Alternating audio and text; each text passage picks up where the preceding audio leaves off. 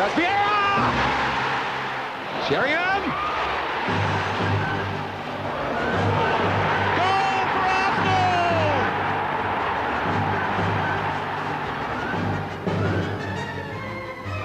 Turn towards Adams! Comes the ball! Schmeichel has saved it! It's a wonderful run from Giggs!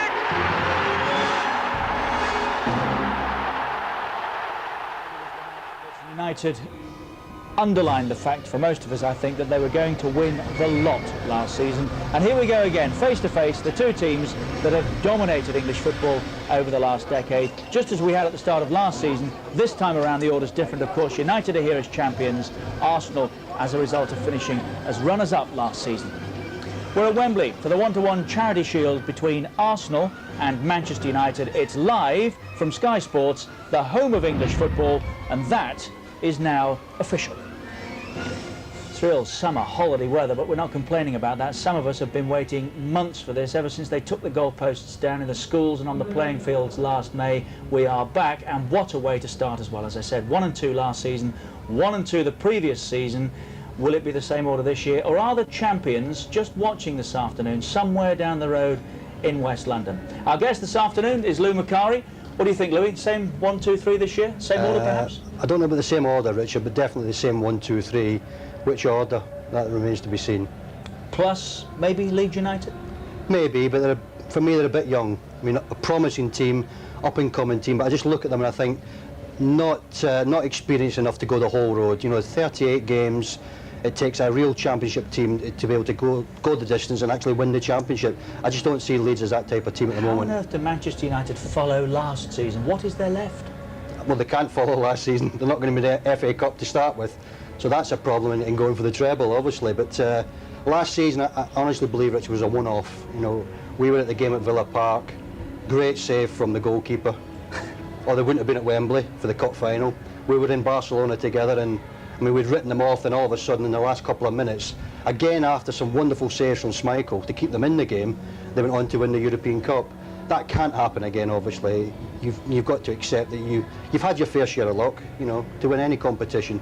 And although they were magnificent last season, they did have their fair share of luck, and to expect the same again, or anywhere near the same again, I just don't think it's possible. Because this time last year, United had spent, or were in the throes of spending, some £28 million, but it's been a quiet summer by their standards.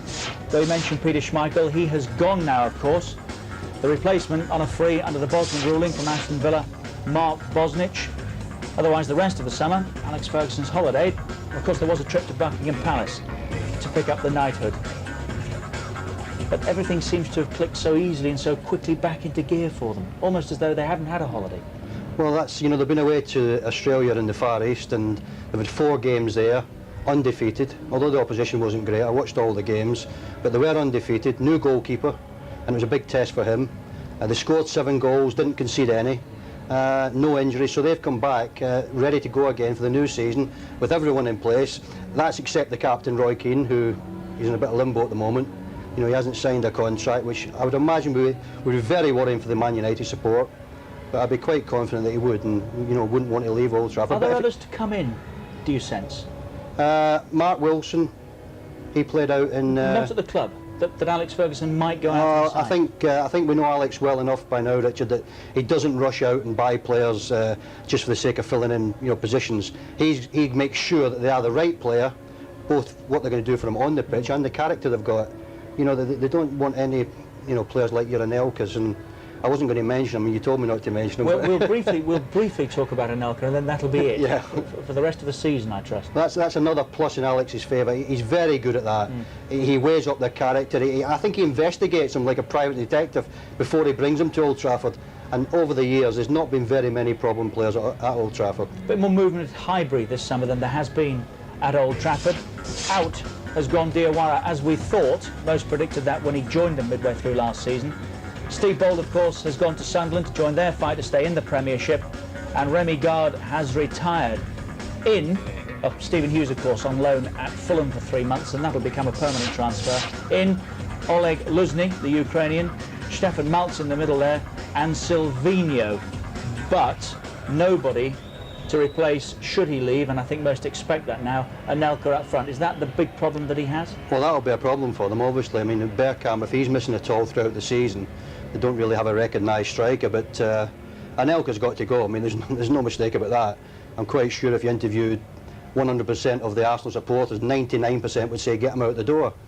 I think he seems to have forgotten how he's got where he got. He's got there because of his teammates. He's got there obviously because of his own ability. He's also got there because he's been made welcome at Highbury by the support. The managers looked after him. But when there comes a chance to get a few quid, all those people... We're all bored rigid with it. I don't think there's any opinion other than that. But what about inside the club? How will Arsenal react to the ongoing saga? Will it bother players? I think it'll bother the real professionals in there because they'll want them out the door. I mean, if you interview Tony Adams today, he would say, get him out the door, he shouldn't be at Arsenal, and good riddance. But and that's the way it should be. There's no room for any players like that, Richard. They can disrupt your club, and again, that's one of the secrets at Old Trafford. There's nobody there. It doesn't happen. And this now is officially an Anelka-free zone. No more mention of the former Nicolas Anelka. We're at Wembley Stadium. It's Arsenal and Manchester United today, live here on Sky Sports 2. And after the break, we'll get all the team news as these two go head-to-head again. We're at Wembley Stadium in glorious, baking hot sunshine. I'm not sure it's football weather, but it's a beautiful day to be standing watching football, and it's just very, very good to have football back. Reminder of the great choice of live sport that we have today across our 3 Sky Sports channels. On one now, it's cricket, Super Cup final between Yorkshire and Gloucestershire. We're live from Wembley here on Sky Sports 2, counting down to the FA Charity Shield between Arsenal and Manchester United. And over on Sky Sports 3 now, it's live Superbikes, round 9 of the World Championship from Brands Hatch. The team news in a moment or so, just getting that sorted out. In the meantime, Arsenal and Manchester United, the start of a brand new season. And we've got the 2 teams that we would want here today as well, haven't we? Well, the games between them last season, Richard, were fantastic. I mean, the semi-final at Villa Park, I think we remarked on the night we hadn't seen a better game for a long, long time. It was end-to-end stuff. There was instants galore.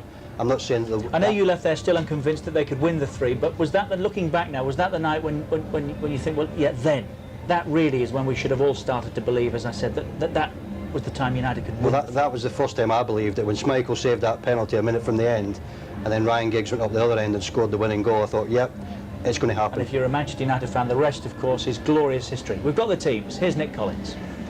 Well, Richard, plenty's been said about who's not going to be playing this afternoon. Remember, Arsenal are missing the likes of David Seaman, Dennis Bergkamp, Tony Adams, Mark Overmars, Nicolas Anelka. Of course, United, well, they're without Roy Keane and Ryan Giggs, of course, and Gary Neville, but there's still plenty of talent on view this afternoon, I promise you. Let's take a look at the lineup, starting with Arsenal. And, of course, with David Seaman having that calf injury, Alex Manninger has come into the side. No Tony Adams, of course, so there's a chance then for Gilles Grimondi in the back 4 for Arsenal. A debut for the Brazilian Silvino, £4 million signing during the summer. And of course, up front in the absence of Anelka and Bergkamp, well, Kanu, the Nigerian who did so well at the end of last season, and Freddie Ljungberg, who actually scored against Manchester United for Arsenal way back in September last season, so he'll have happy memories of playing United. Just a word about the Arsenal bench. 2 goalkeepers have been named on that bench, the experienced John Lukic and Stuart Naylor. That's because, reliably informed by Pat Rice, the assistant manager, there just aren't enough bodies to go around, and they wanted to give Stuart Naylor a bit of experience of the big time. So he's on the bench along with the Ukrainian Oleg Luzhny, who played here at Wembley against Arsenal for Dynamo Kiev in the European Champions League. Christopher Ray's there, and another new signing, the German Stefan Maltz. So Arsenal will hope they've got the strength in depth. On to Manchester United, and of course Mark Bosnich comes into goal in place of Peter Schmeichel. No Gary Neville, as we mentioned, so Phil Neville, his brother, will take over. We've got Henning Berg in the back 4 because Ronnie Johnson has still got a problem with his knee. Moving into midfield, well, of course, they've got David Beckham playing, so they'll be very pleased with that. Scholes and Butt, so plenty of experience, but Jordi Cruyff gets a rare run out. Jordi Cruyff a chance to stake a place in the team early on. Up front, the 53-goal pairing of Dwight Yorke and Andy Cole. And among the substitutes for Manchester United, well, super sub Teddy Sheringham and Ole Gunnar Solskjaer, the men who scored those goals in the European Cup final. Well, I've been reliably informed by the Wembley ground staff that temperatures out here at pitch level are now into the 90s. Let's hope the football can match the temperature. Richard. It will. Two fabulous teams. They've given us some top-class entertainment down the years. And as Louis was saying, who will ever forget the last time that they met? One of the great football matches, a night that you never forget where you were. It was one of those occasions, wasn't it? Arsenal stung by that. They gave it a real good go in the league, but never really recovered from that defeat. Their only defeat in 7 against Manchester United. This today, the 4th meeting at Wembley. The first, the 1979 FA Cup final. Arsenal won that by 3 goals to 2. The two central characters involved, Sir Alex Ferguson and Arsene Wenger. 9 games now.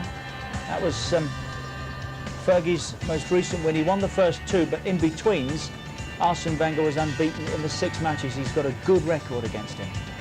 Just watching that game, Lou, and the impact that Peter Schmeichel had on that night, and the run-in as well for Manchester United, is that the significant area this year where there will be some concern until Mark Bosnich replaces the big keeper? That's why I wouldn't commit myself, Richard, that Man United will win the championship. Major part Do you think of it, that's significant? I do. I think a major part in it last year was Peter Schmeichel. There was a period in the season where his form dipped a little bit and 1 or 2 people foolishly were writing him off, but he came back, and towards the end of the season, when it counted most, was absolutely magnificent. We saw there the saves he had in the semi-final. Those other saves, I remember one just on half-time when Petit went right through with just Schmeichel. He beat and he came out and stopped it with his legs. And then in Barcelona as well, there were saves that were crucial. He has been a fantastic goalkeeper, and it has been quoted that he has been the best goalkeeper Manchester United have ever had, and I do believe that. Some players never actually come to terms with playing for Manchester United. We can remember a few examples. Some take time, Stam and Pallister, for instance. Some love it. Dwight York, yourself, you enjoyed it. What about Mark Bosnich? Is there an average time that he will require in order to become a Manchester United player? Well, he's quite a confident lad, so you wouldn't think so, but maybe that confidence is not a real confidence he's got. Maybe he's a little bit inhibited. We'll find out as the season kicks off, and unfortunately, if he does make 1 or 2 mistakes and United lose 1 or 2 games, then to recover from that is difficult. I've watched him on the pre-season too. I've seen all the games in Australia and China, and he's looked quite good. But the opposition hasn't been great. Today is the first big test for him. Today is Wembley, the 1-to-1 Charity Shield. It's Arsenal and Manchester United. It's that sort of weather as well. That's perfect actually for what we're enduring here, but thoroughly enjoying nonetheless. They did too. What a year it was for Manchester United, and when we come back, we'll be looking back. We're at Wembley Stadium for the FA Charity Shield between Arsenal and Manchester United, just as we were this time last year. Then the Gunners won it. What of this afternoon, I wonder? And there's live sport all afternoon across our 3 Sky Sports channels. It's cricket over on 1 right now, the Super Cup final between Yorkshire and Gloucestershire.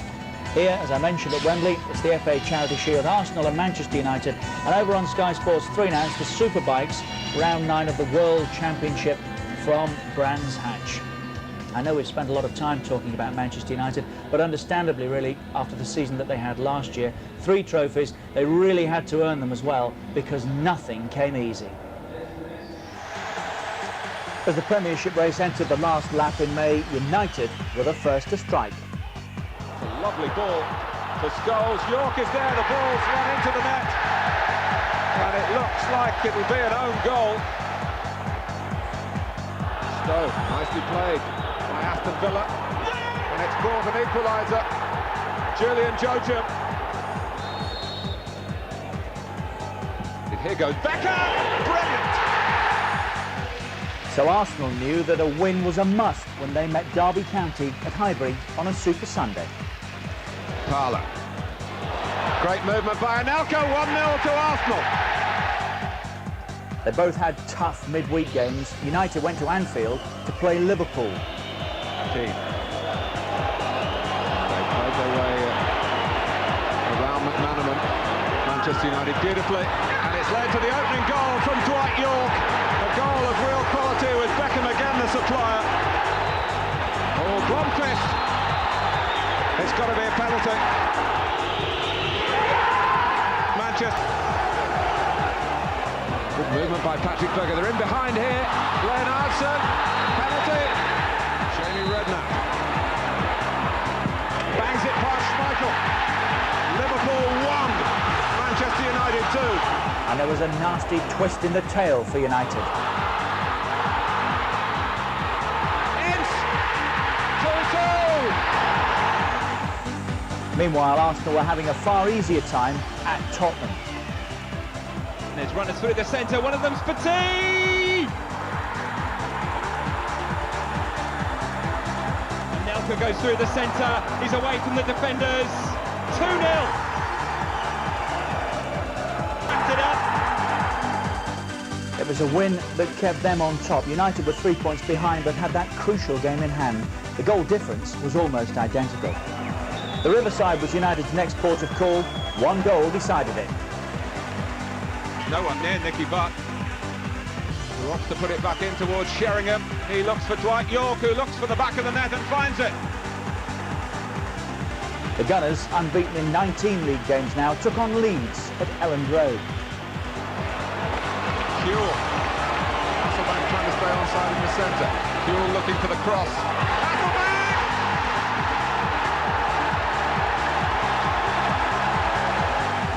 So United were in the driving seat when they went to Blackburn the following night. Beckham. Another brilliant cross. Kicks hit the post. A battling point for Rovers, but they were down. For United, it was the difference between the top two.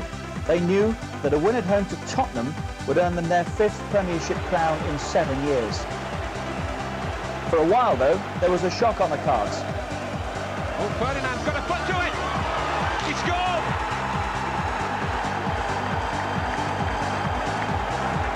At the same time, the Gunners were throwing everything at Villa, but the breakthrough here wouldn't come.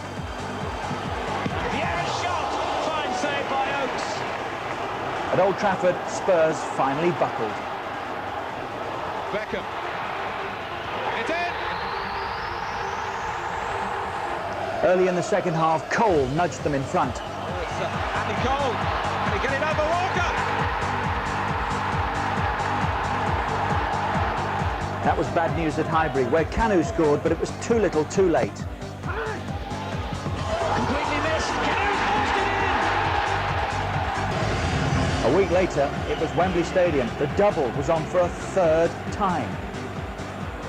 Sheringham. Scholes. For Sheringham!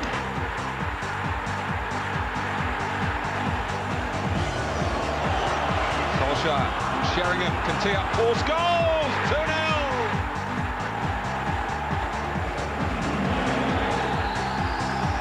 That was 2, and 4 days later, they made it 3. 500,000 people turned out in Manchester to salute a remarkable team. 63 games in all last season for Alex Ferguson, 12 major trophies now in 9 seasons.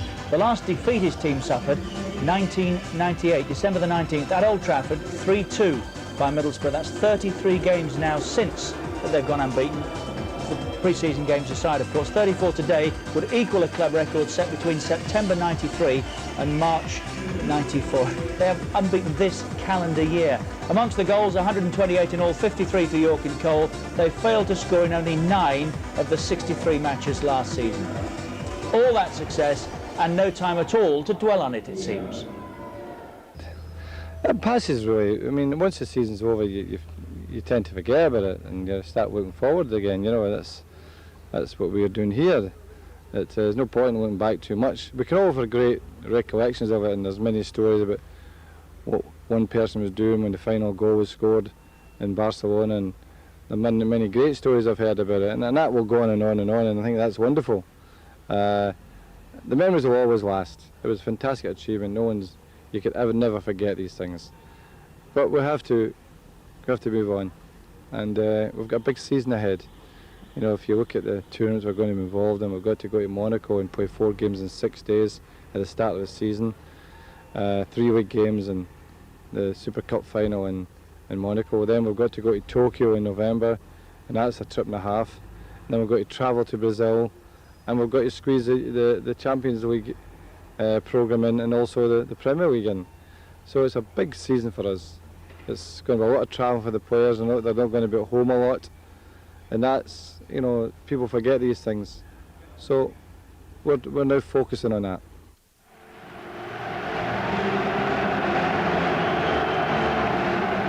It's always special going to Wembley. People say, the charity shows that really matter. And I say, of course it matters. When you go to Wembley, it does matter. The place makes it an occasion, and occasions you always want to relish. I think it was a huge achievement and a fantastic achievement. Everybody would say that, and they had that little bit of maybe a little bit more desire, a little bit more luck as well, especially in the championship and in the cup, because it was very, very close, and it was the right season for them. And but it is a tremendous achievement and a great achievement. And yet, when Arsenal played Manchester United, you only lost once in the 5 meetings between the two sides. I think we were guilty of losing the championship because we didn't lose any game against Man United and Chelsea, who were the main contenders. And they never beaten us in the championship last year. That's why we had everything in our hands. But we dropped too many points at the start of the season against teams who didn't fight for the championship. How big is the difference between Arsenal and Manchester United at the moment? I don't think there's any difference among the top teams at all. Chelsea could have easily won, not easily because it's difficult, but Chelsea was in the best positions with 6 games to go for me. And so I don't think there's any difference, just they dropped 1 or 2 points in the last minute, so there's no difference. And I think this season even it will be more tighter because the teams who are involved in the Champions League, if they go far, I don't think they have a chance to win the championship at all. Lou Macari is with us this afternoon, so Alex Ferguson there talking about the number of challenges that lie ahead for his team. Arsene Wenger suggesting that there's too much on for them to retain the title. Does that mean Arsenal can pinch it? Well, they can pinch it, Richard. That's them and Chelsea. I mean, Chelsea have got Sutton in now, alongside Zola. They've both got Champions League, presuming Chelsea qualify, of course. They've both got Champions League campaigns to pursue as well. It gets ever more difficult, doesn't it? But I think Alex would be the first to admit there's not a great deal between those 3 sides. And whoever puts a good little run together, or whoever stays free of injuries, or whoever buys the right player, that could mean the difference between the championship and not winning the championship. That's why I mentioned to you earlier about Peter Schmeichel. That's my concern with the United. Can Mark Bosnich come in and win the games for them that Peter Schmeichel won? If I gave you a choice now as a United fan, which I know you are, of everything they've got up for grabs, to pick one, what would it be? FA Cup. You'd like to be in the FA Cup, I Certainly know, would. No, the championship. I think if you win the championship, then you can say you are the best team in that country. You can win the FA Cup, you can win even the European Champions League, and there might be a little bit of luck attached to it. But when you go the championship road and you win more games than anybody else or pick up more points, you are the best team. We are at Wembley Stadium, of course, not for much longer. The old place is about to come down. One thing that is irreplaceable as far as we're concerned, that is the voice of football, who I'm delighted to say joins us this afternoon, alongside alongside Martin Tyler. Trevor and Martin, good afternoon to you. That's very kind of you, Richard.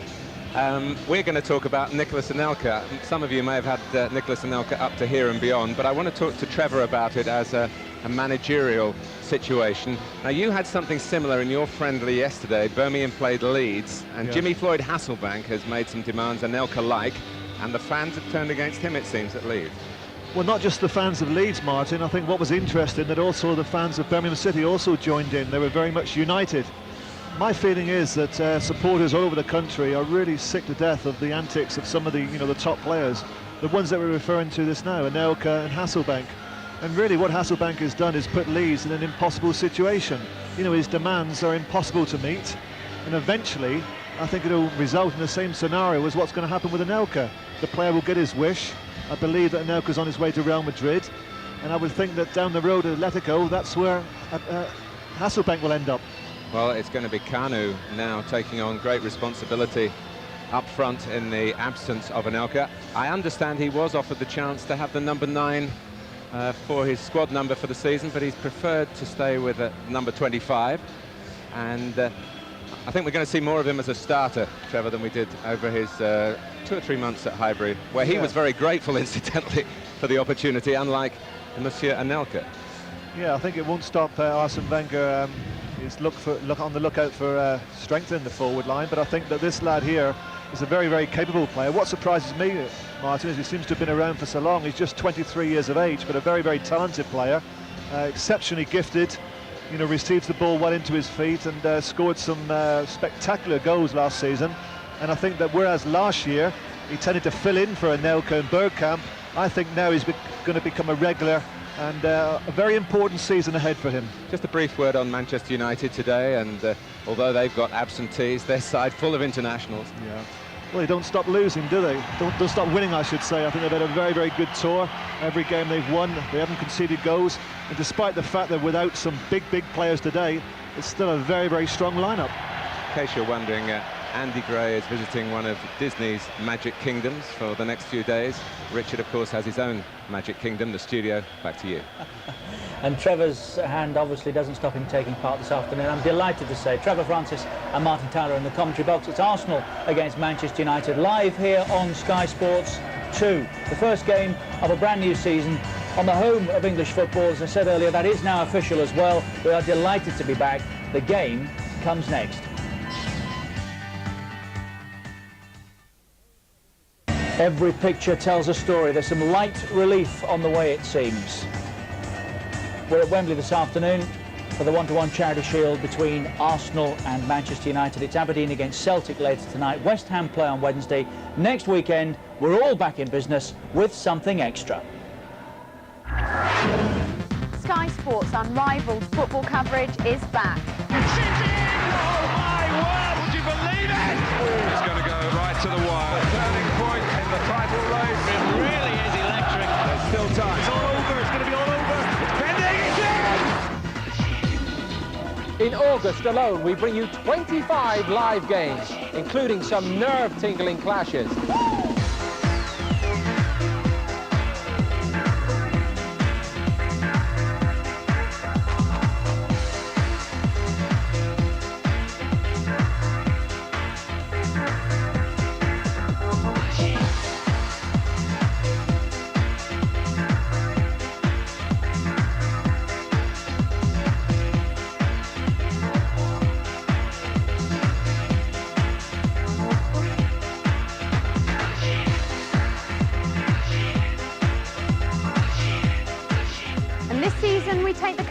Even further. With a new sports channel, Sky Sports Extra on Sky Digital. It's another first. This new channel brings interactive football to your screens for the very first time. And this time, you call the shots. It's the future of digital, here and now, and it's so simple. Select channel 404, Sky Sports Extra. When the Sky Sports Active icon appears, press the red button on your remote to access Sky Sports Active. Once active, you have a menu with 4 options: angle, highlights, replay and stats. Select any of the 4 modes using the left-right arrow buttons. Press the select button to access your option. Watch the game from an alternative angle. If you like to watch the game from behind the goal, you can when you're interactive. Cut away from the normal coverage anytime you want during the game and give yourself an alternative view. The main view remains on the screen at the same time with up-to-date sports news with the Sky Ticker Tape. Join the game late? Select highlights and you're updated with the best of the action and goals so far. A close call, a great bit of skill. Want to see it again? After watching an incident live, you can select replay to go back 30 seconds and watch it once more. Find out the facts with stats. Select stats and you'll have up-to-the-minute match facts, team lineups, records and trivia. You can call up more information than ever before simply by pressing the corresponding coloured buttons on the remote control. You'll never miss the live action. Press 0 to get back instantly.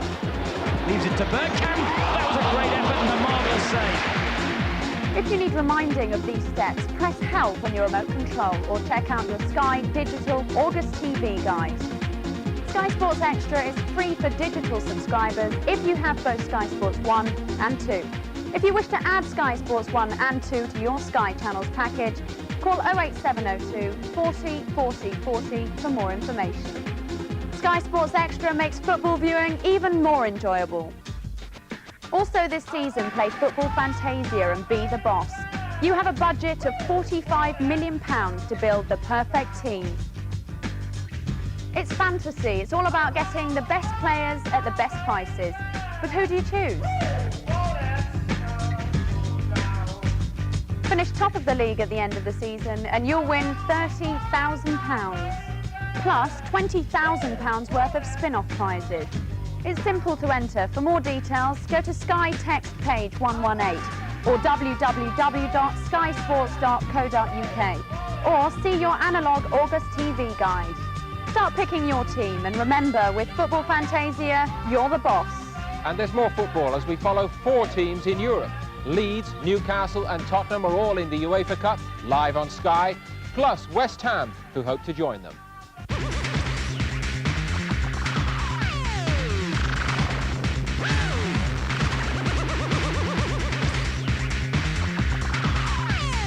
On Sky Sports, Kirsty Gallagher and Paul Dempsey steering us through the latest information. Lou Macari, our guest here today. We are at Wembley Stadium. I think it stopped raining, which is a shame because most on the front rows were enjoying that. Lou Macari, as I said, our guest here today, and a bit of deja vu about the place, Lou, isn't it? Same tour as last season, but in reverse order this time. United top, Arsenal second, and United have laid down the gauntlet. Follow that is the challenge, isn't it? And it was amazing last season. They came here, Arsenal win 3-0, and United go on to win a treble. And probably no one that day leaving Wembley Stadium would have thought that was possible. So the game, the scoreline, Rich, isn't really a guide to what lies ahead.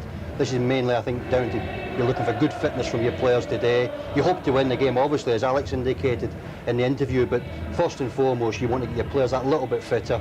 It all starts next Sunday, for Man United, it starts next Sunday on Sky against Everton, and that's what it's all about. Arsenal start the day before. We heard Arsene Wenger earlier say that where he felt they faltered last year, if this makes any kind of sense, was the start that they had. They didn't do well enough against teams that weren't going to be involved in the Championship. So presumably this year the call is out of the traps faster. Well, you've got to be. I mean, if you lose any ground at the beginning, you've got an uphill struggle, and whichever team does it, you've then got it all to do. But it's difficult, I think, to overtake United if they get in front.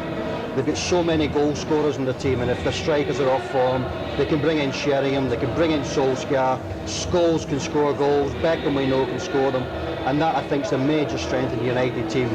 When people are having a little bit of a dodgy patch like the two up front, there's others to come in. They've got a better squad this year as well, Rich, in terms of people who they can rely on. They've got central defenders that they can rely on this year, whereas maybe last year they were a little bit worried about David May. Ronnie Johnson was in and out of the team. Henning Berg, they weren't too sure about, but they've all come through last season, playing their part in helping United win a treble. I'm quite sure the manager wouldn't hesitate to throw any of those players in. Dennis Irwin captains Manchester United. Nigel Winterburn, I'm delighted to see, one of the old stages at Highbury, wears the captain's armband. A proud moment for him, and thoroughly deserved as well. No David Seaman today. Alex Manger keeps goal, of course. But not much else has changed at Highbury, you know, has it? A lot of the major players still in place, bar the frontman, who we won't mention. So we know all about them. They'll be there, won't they? Oh, they'll definitely be there. Anyone that writes off Arsenal is a fool, because even if they get off to a bad start, like the manager was indicating last season, they can make up that ground, but it is so difficult. You don't want to lose ground at the start, but this is a good team, Arsenal. They're strong, they're powerful, and they've got players who want to play for Arsenal Football Club, apart from Nicholas Anelka. Fantastic teams that have won the lot over the last decade. Great admiration for each other. I suspect not too much friendship. Well, they're amongst the front two that are leading them out, Alex Ferguson and Arsene Wenger. Come on, Manu. Andy Cole, the last man.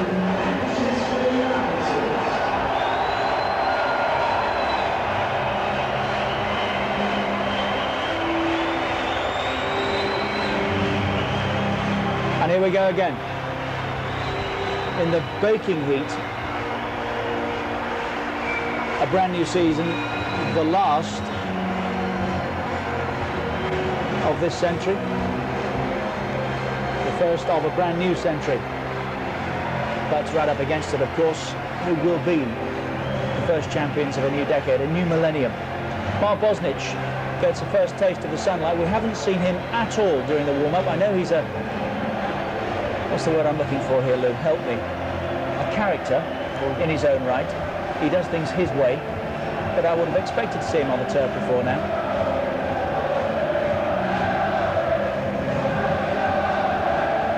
Barely a word exchange look at the front of the line.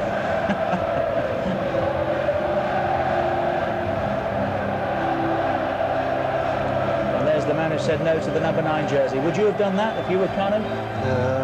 Probably, Rich. You wouldn't want anything to do with the number 9 jersey. Big season for Kanu. Came in last season, came off the subs bench, played some wonderful games, showed us some wonderful tricks. But it's different when you're out there week in, week out from the start. Like Solskjaer at Old Trafford. He seemed to do better when he came off the bench. When he was given his chance and playing the 90 minutes, it just didn't seem to happen for him. But I'm looking forward to seeing Kanu. He can provide something else, of course, can't he, at 6'5"? Without a doubt. I mean, he's a box of tricks, and unlike Anelka, who we keep mentioning, we said we wouldn't, I went to see Kanu. You have. I have, sorry, Richard. I went to see Kanu one day playing in Arsenal reserves at Boreham Wood, and he played there like we will see him play today. He played that he wanted to play football, he wanted to play for Arsenal, and even though it was at the reserves, and even though it was at Boreham Wood, he gave his all. And as I said, I'm looking forward to seeing the big fella. It's a good sign, isn't it, when they'll do that in the reserves? Some won't play in the reserves these days, will they? Head of the presentation party is Mr. Tim Samples, the managing director of 1-to-1. Mr. Jeff Thompson, newly installed during the summer as chairman of the Football Association, not acting any longer. And David Davis, the executive director of the Football Association. Manchester United, unbeaten this calendar year. 3 trophies in the cabinet. And we heard from Sir Alex Ferguson earlier. That's all history. We start again now. It's the first of 7 up for grabs, I think, isn't it? Was 8 with the FA Cup.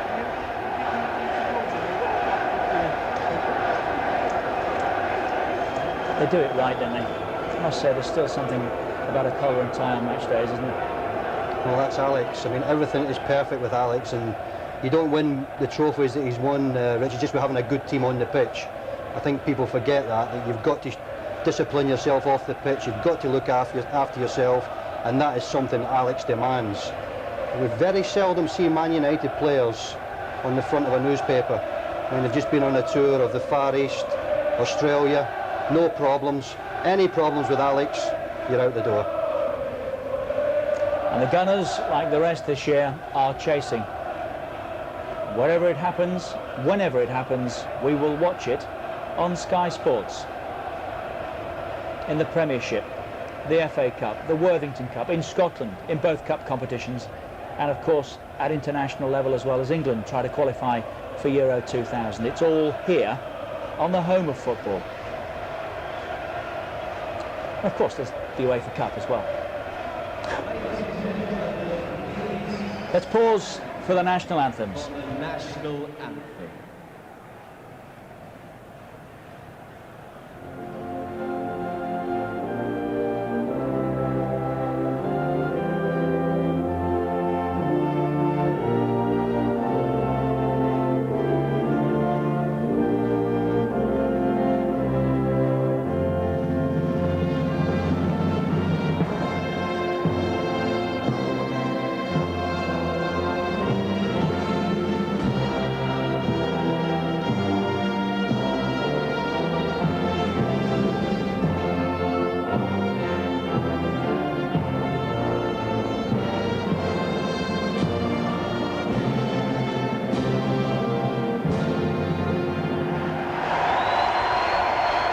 Anthem, of course. Let's join our match commentators Trevor Francis and Martin Tyler. The Charity Shield started way back in 1908, but this is the first occasion on which the same 2 clubs have taken part in consecutive years. A year ago it was Arsenal's day at Wembley, but Manchester United have had a magnet on the major silverware since then.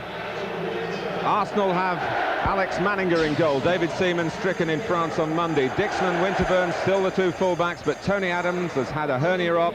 It's Gilles Grimandi with Martin Keown in the centre of the defence. The first choice midfield 3 are here today, but last season's top attackers all missing. Bergkamp and Overmars injured, the Anelka mutiny, you know all about that. So it's Kanu up front. Ljungberg will support him. Silvinho on the left, the Brazilian, one of 3 summer signings. The other 2, Luzhny and Maltz, are on the bench. Yes, it's a familiar shape to the Arsenal lineup, 4-4-2. I rather feel they're handicapped to the heart of the defence. Upson and Adams missing through injury. Bold moved on to Sunderland. So a return to the side for Grimondi. The other three players established, very experienced at the back, Dixon, Keown and Winterburn. Midfield, we look forward to seeing Silvino. Don't know too much about him, but he'll take his place on the left-hand side. I'm sure he'll do a guarding job on David Beckham. And up front, well, we normally talk about the pace of Anelka, also the pace of Overmars. They haven't got that pace today, but I think in Ljungberg and Canoe, they've got two very, very talented players, but players who I don't think would disturb Manchester United going in behind, but they're very, very talented having the ball to their feet. Manchester United come here without Keane, Gary Neville, Johnson, plus the unfortunate Wes Brown, who seriously damaged the knee in midweek training. We wish him well. Ryan Giggs is almost fully fit, but not wrist today. Jesper Blomqvist also not 100%, so there's a place for Jordi Cruyff, back from his loan to Celta Vigo last season. Their one new signing, a familiar face, and an Old Trafford old boy. It's Mark Bosnich. Well, just like Arsenal, Alex Ferguson prefers the 4-4-2 formation. We've spoken about some of the players who are missing from that lineup, but what doesn't change is the shape, nor for that matter the balance. I think the best way of indicating just how strong Manchester United are is that on the left-hand side they're without Blomqvist and also Ryan Giggs.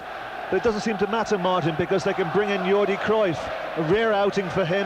And I think that's an indication, the best indication of just how strong they are, that despite that without two international players, they can still call on somebody like Cruyff just to give them that balance that they need to play the 4-4-2 formation. And they brought back Mark Bosnich, 8 years away. He left under something of a cloud. I think there was a problem about a work permit, but the understanding at Manchester United was that if he could solve that, he would come back to Old Trafford. Peter Schmeichel had been installed then.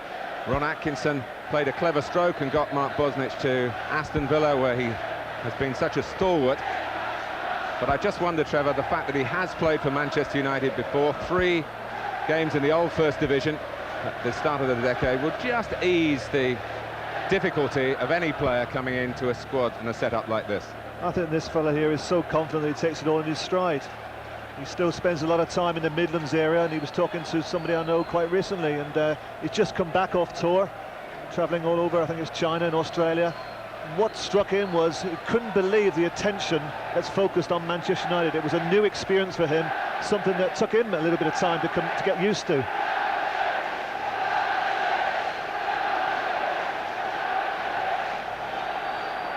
Well, it might have seemed a short summer, but I must say the familiar tingle of anticipation when the teams came out in this wonderful setting on a wonderful day. Weather-wise, not so wonderful for the players. That little shower just teased them, really. It's baking hot out there. It's Arsenal in their first choice colours. Manchester United switching to white shirts today. Lee Dixon, Ray Parlour well forward, and a chance to take on Dennis Irwin. The ball deflects off Irwin, and Arsenal have a corner.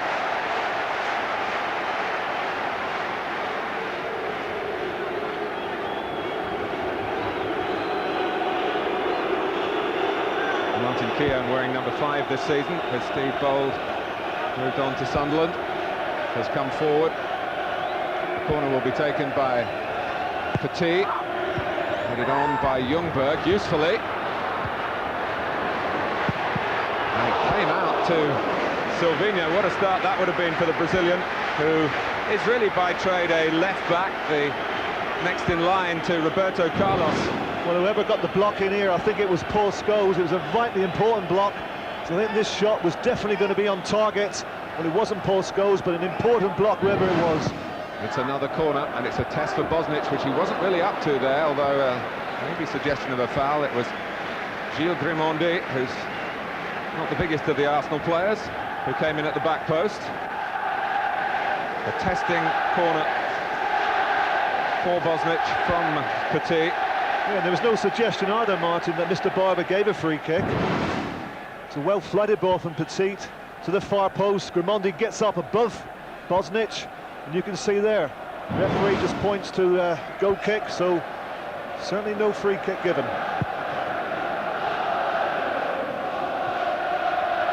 Kanu. In went Henning Berg. Nicky Butt coolly forward, if coolly is an appropriate word to use in this climate. Foul by Parlour.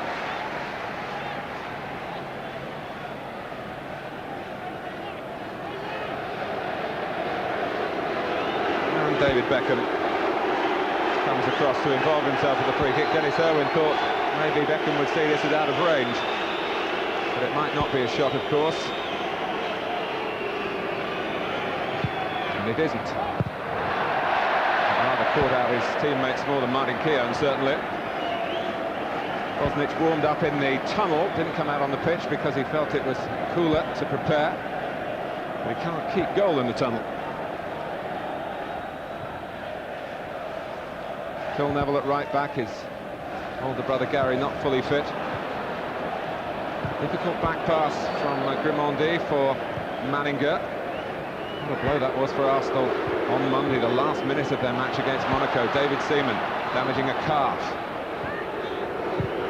Beckham's cross off the head of Patrick Vieira, and it's Manchester United with a corner.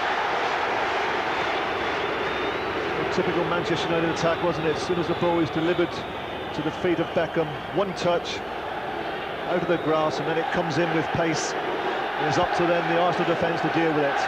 Forces a corner, gives Manchester United a chance to put a little bit of pressure on the Arsenal back four.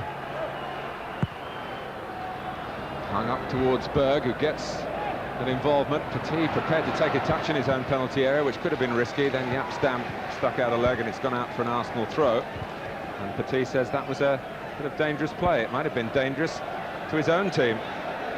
Well, I think if he had been playing for France, he would have got a free kick. But in English football, rarely do referees give free kicks for that, as we know. Well, Graham Barber resuming his refereeing career as a married man. So David Beckham not the only man involved today who went through the wedding process during the close season.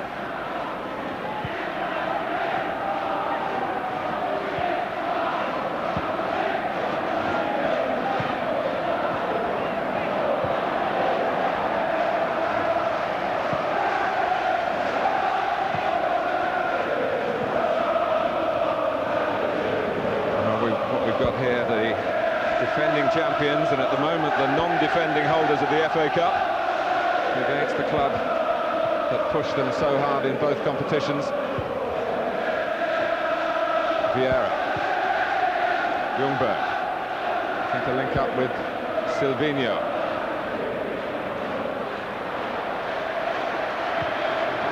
Beckham trying to clip it towards Dwight York.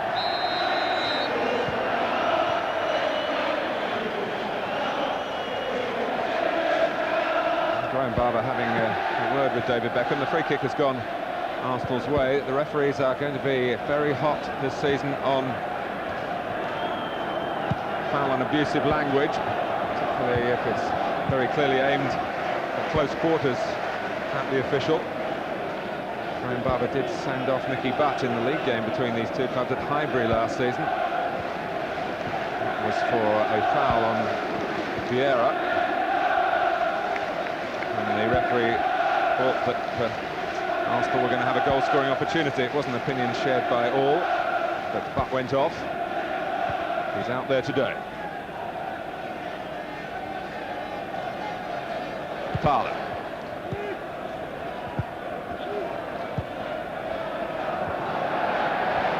Dennis Irwin not stepping up, but having stayed in that defensive position, dealing with the ball.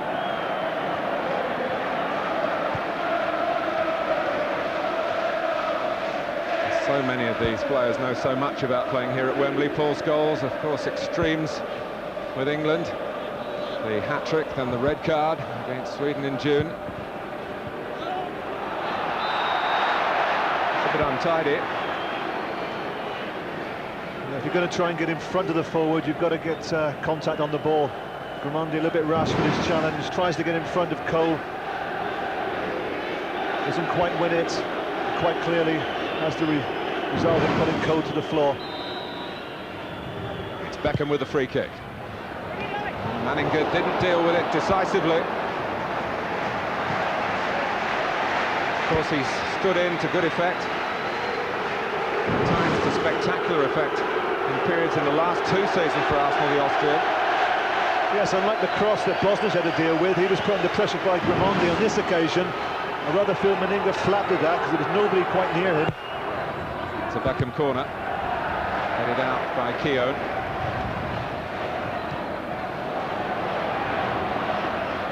Stam. Here's Jordi Cruijff, looking for Dwight York. And the referee was looking for York as well. Yeah, quite clearly York. Just a little push in the back of Winterburn, and wasn't fortunate to get away with that. Mr. Barber saw that quite clearly.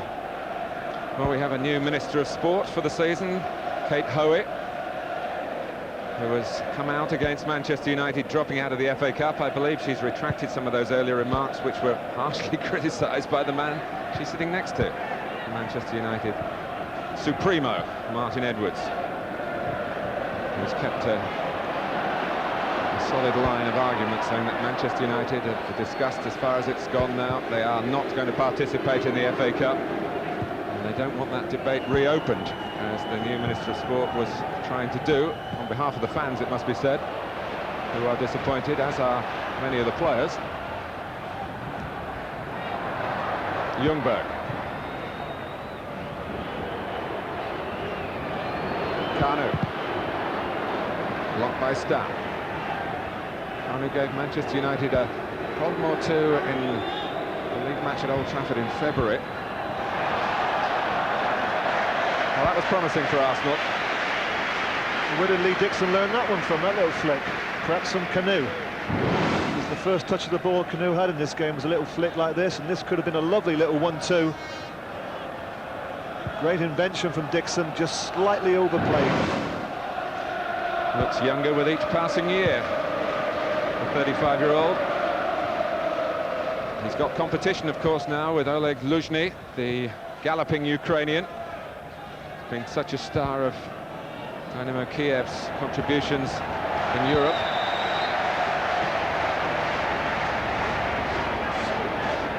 Luzhny here on the bench today.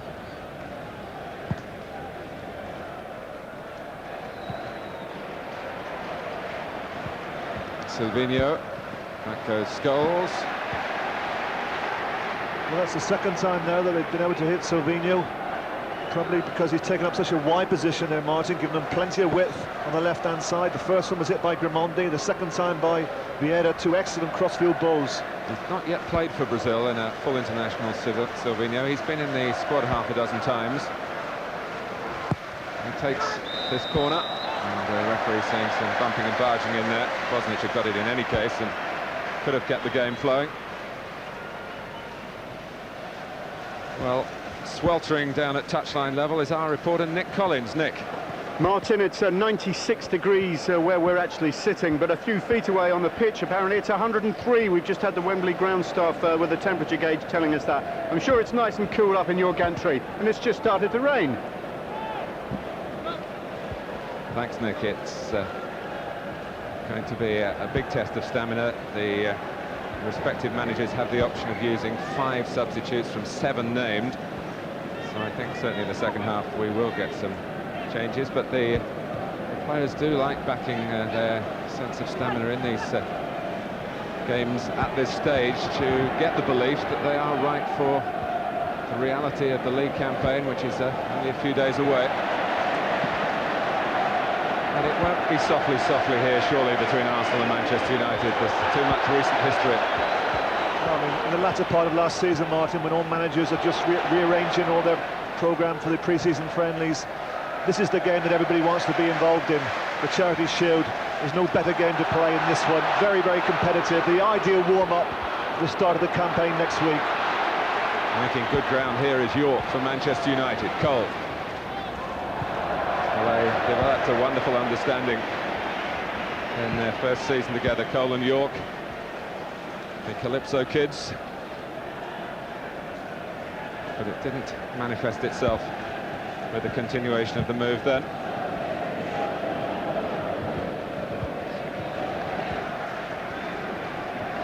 The limp for Freddie Ljungberg, who came off against St Etienne last weekend, didn't play against Monaco on Monday. And he's the makeshift attacker, out Bergkamp injured, without Anelka, hopefully from Arsenal's point of view, I think on his way to Real Madrid, which is where he was demanding to be transferred to in the first place. Something around £23 million would be, I think, reasonable compensation under circumstances. David Beckham, who came off at Wembley in June with a hamstring against England, is getting a bit of touchline treatment as well around the back area. A new physio, incidentally, Manchester United, or an upgraded physio. Rob Swire has taken over from David Fever, who's moved on to Blackburn. Steve McLaren, who came in mid-season, will probably give him a few words of advice. We'll keep on doing what Alec Ferguson says and everything will be okay. Kanu with another of those flicks. Fowler wants a free kick, not going to get one. And now the rain is really coming down. Very much a tropical scenario in northwest London. And it's not something that coaches actually coach, flicking a ball like that, but I think when you do it as successfully as Kanu does, and it always seems to reach its destination, I think it should be encouraged. Scholes just nudging it to Philip Neville. York didn't finish the season particularly prolifically, but of course 29 goals over the campaign, his best ever, and a wonderful reward for Manchester United's investment in the transfer market. It's another little cameo of the fact that this is a contest and not just a showpiece occasion.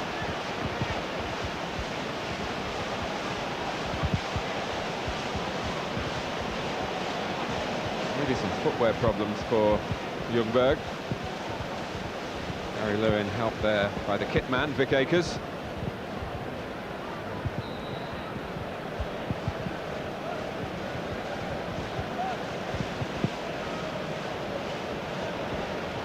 Kia.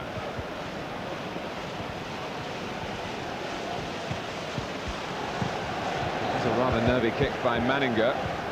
Yeah, but it's not the type of back pass, Martin, a goalkeeper's going to relish, especially in these conditions. All of a sudden now, with the rain coming down, the pitch is going to get a little bit slippery. It's the second one, actually, Grimondi's tested him with. First one was a bouncing ball, this one more firmly hit. So I think that's the big question mark for Arsenal at the moment. In their matches in France, they didn't defend very well as a unit. They now have to start the season. David Seaman will not be ready for the big kick-off in the Premiership, so Alex Manninger will have that responsibility. Steve Bold, who hadn't been the first choice for a year or so, he's not available now. They've chosen to, and I think it's a kind of great recognition, credit to Arsenal, to allow Steve Bold to move to where he had the chance to play regularly in the Premiership with Sunderland. But that might come to haunt them as well. Remember, they only conceded 17 goals in 38 league games last season. On the other hand, Manchester United were the leading scorers in the league in regaining the league. As we said at the time, paradise regained for Manchester United. They were burning really with disappointment that they'd allowed Arsenal to take the 2 crowns. Plus, of course, the Charity Shield in rather, as Alec Ferguson said at the time, humiliating circumstances here a year ago. But if 98 belonged to Arsenal, 99 certainly belongs to Manchester United, and football's latest night has his first day back on the bench. Didn't go to Australia and the Far East, and an appointment with Her Majesty.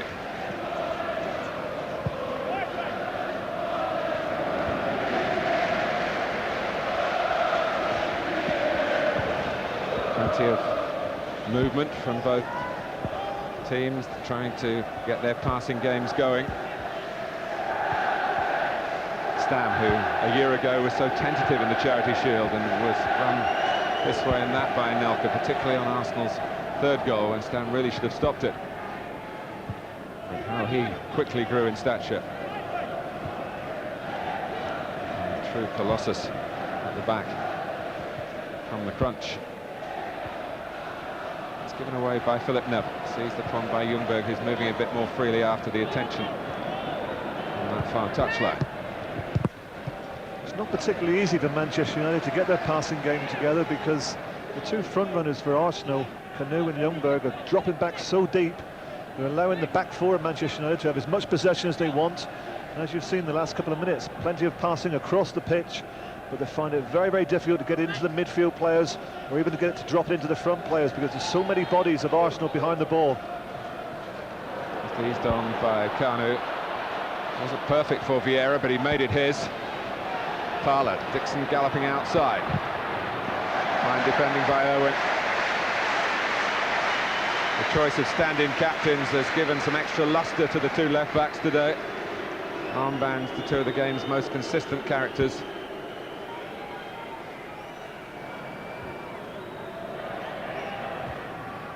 Parlour, no one quite sure where it was going to drop except Jordi Cruyff. Steered forward well by Irwin. Cole having problems with the bounce. Petit with a little private game with Vieira, which goes on.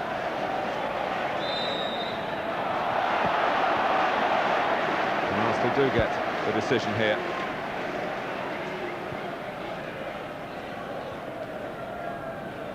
Wembley, very much the second home for these two clubs. Arsenal's alternative ground for their Champions League matches, of course. Manchester United's 17th game here in the 90s.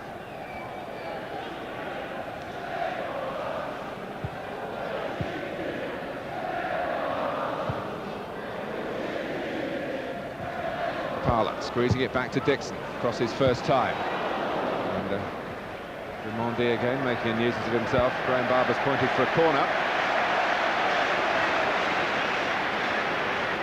Well, my first thoughts were that it wasn't a corner. We'll see clearly here as Dixon crosses this.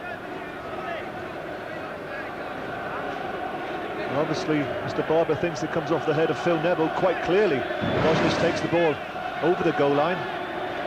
So if he feels it came off the head of Neville, he's quite right. And here is the corner. And Manchester United look back and wonder how they quite got away with that. Back by Parlour. And they might be looking again, the Manchester United defenders. First the corner, then the second ball back in. And it's the treble winners of last season who looked less than convincing. Well, you don't get many better balls than this. Absolutely perfect this from Ray Parlour. Just in that corridor between the defence and the keeper. Bosnich can't possibly come for it. There's no United player who tries to defend it, and really Ljungberg possibly should have scored.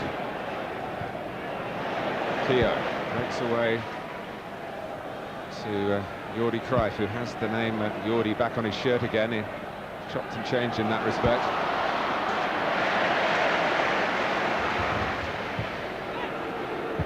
Beckham. It's comfortable for Keown. Good challenge by Scholes. But the deflection there might help Manchester United.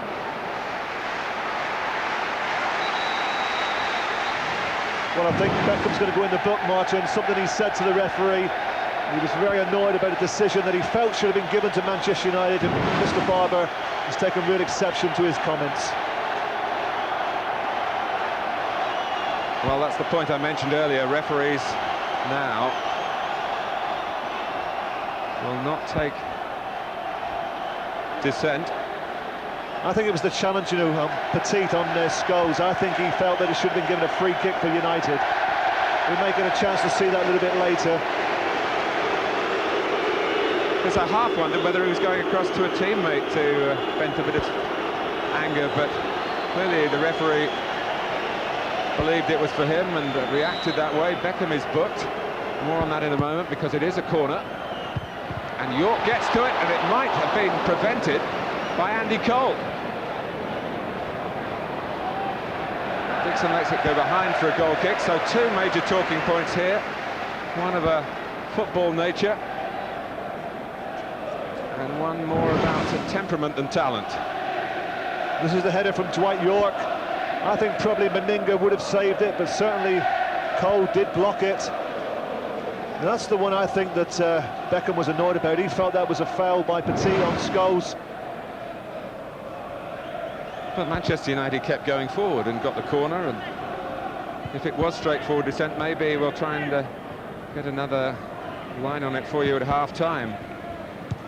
But that is a warning to players who might be watching. They have been briefed, or they should be being briefed.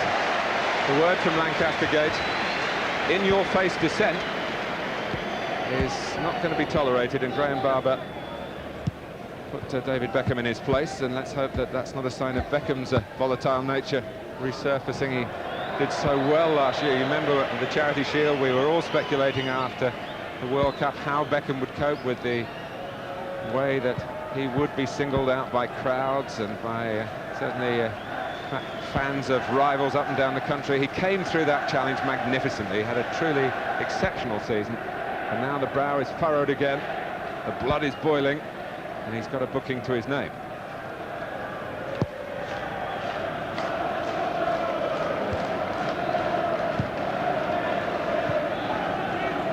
And here's Lee Dixon.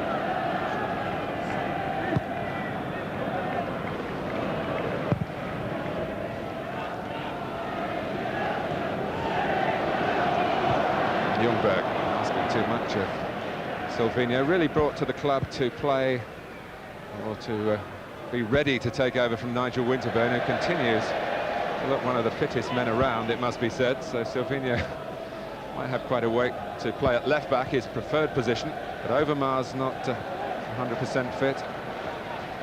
And Bergkamp, I think, is closer to being ready for the start of the season. But here's Andy Cole.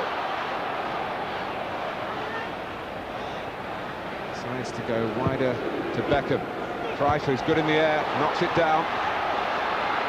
But going in and then going down. And there's adverse reactions here. Charity is rarely an appropriate word for the rivalry between these two. And on the back of the David Beckham booking, Nicky Butt thought he should have had a penalty, and remember there's a bit of history between him and Graham Barber. And then after that there was bad temper breaking out on all sides. Keown gets booked. Trevor Francis. Well, I think Nicky Butt clearly went for the penalty. It wasn't a penalty in my view. Keown very annoyed about the fact that Nicky Butt was looking for the penalty. You see here as possession is found by Butt. It's not a penalty. Keown gets annoyed, and Nicky Butt actually kicks out there at Keown. And whether he made contact, I think Mr. Barber decides he doesn't make contact, because if he did, then it would have been a red card. Well, there is another word that FIFA have brought into football vocabulary, simulation, which I suppose is a euphemism for cheating.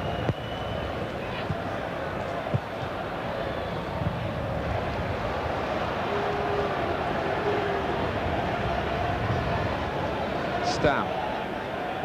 So Graham Barber called into question on two of the major refereeing talking points in the summer. Here is Butt. Flicked by York. Cole lined up for the shot, beaten out by Manninger. Best shot of the game so far came from Andy Cole.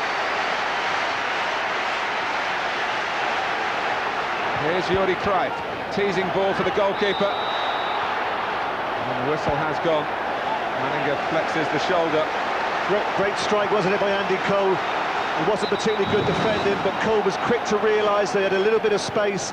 Defender should have gone tighter. Grimondi backed off. Great shot and a brilliant reflex save from Manninger. Well, Graham Barber talking to Patrick Vieira and Martin Keown. Whether Vieira was involved in that earlier episode as well. Keown was the one who went to Nicky Butt when the referee could have sorted it out. Both players, Butt and Keown, were running a serious risk of being red carded. There's no doubt about that. I was going to say, Martin, what we didn't mention, chase for York, was the fact that the ball from Beckham to the far post was a brilliant delivery. Manchester United had a 2-on-1 situation at the back post. Great delivery to the head of Jordi Cruyff. And what surprised me was that Cruyff didn't head for goal. Well, it's another opportunity. Amazingly enough, it's his fourth Charity Shield, and you find it hard to think of 4 Premiership games that he's played in. I know he has played in more than that. And he seems to be around at the start, but not always for very much longer. He changes his name. One thing he might change is the number, which rather reminds of his father, which is a legacy that, of course, does haunt him a little bit. And now he's going to be booked for that rash challenge as the temperature again rises on this sweltering day, as far as the rivalry between Manchester United and Arsenal. I think what we need, Martin, is a little drop of rain again just to cool these players. Buckets of ice. Because what we don't want is a man dismissed. So Vieira takes the free kick for Arsenal. Winterburn, offside against Ray Parlour. So less than half an hour into the latest match-up between Arsenal and Manchester United. Graham Barber, an extremely busy referee.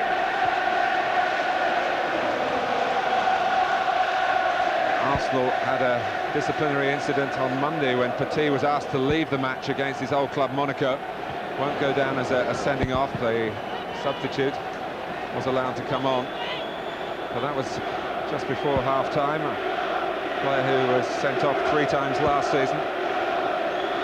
But it is easier and easier to get yourself into trouble in football these days, and players have just got to be mindful of that. Cross by Butt, for which he apologises. Yeah, the run, I have to say, was far better than the cross. He just ran loose, and Vieira just watched him, didn't bother to track him down. In dealing with the issue of simulation and going to ground, of course, the referees have to pay regard for the fact that it might not be a dive, it might not be a trip, it might just be a stumble. There are all sorts of other issues. Can't automatically be a penalty or a yellow card. Is Andy Cole. Well played, Manninger, but at what price? He needs some attention. Incisive play by Manchester United. A clever little pass from Beckham, and Andy Cole so alert. Just watch how quickly he gets onto this ball. First to react, almost gets there. Brave keeping from Manninger, but at what price? Well, strangely, Arsenal have got 2 substitute goalkeepers today.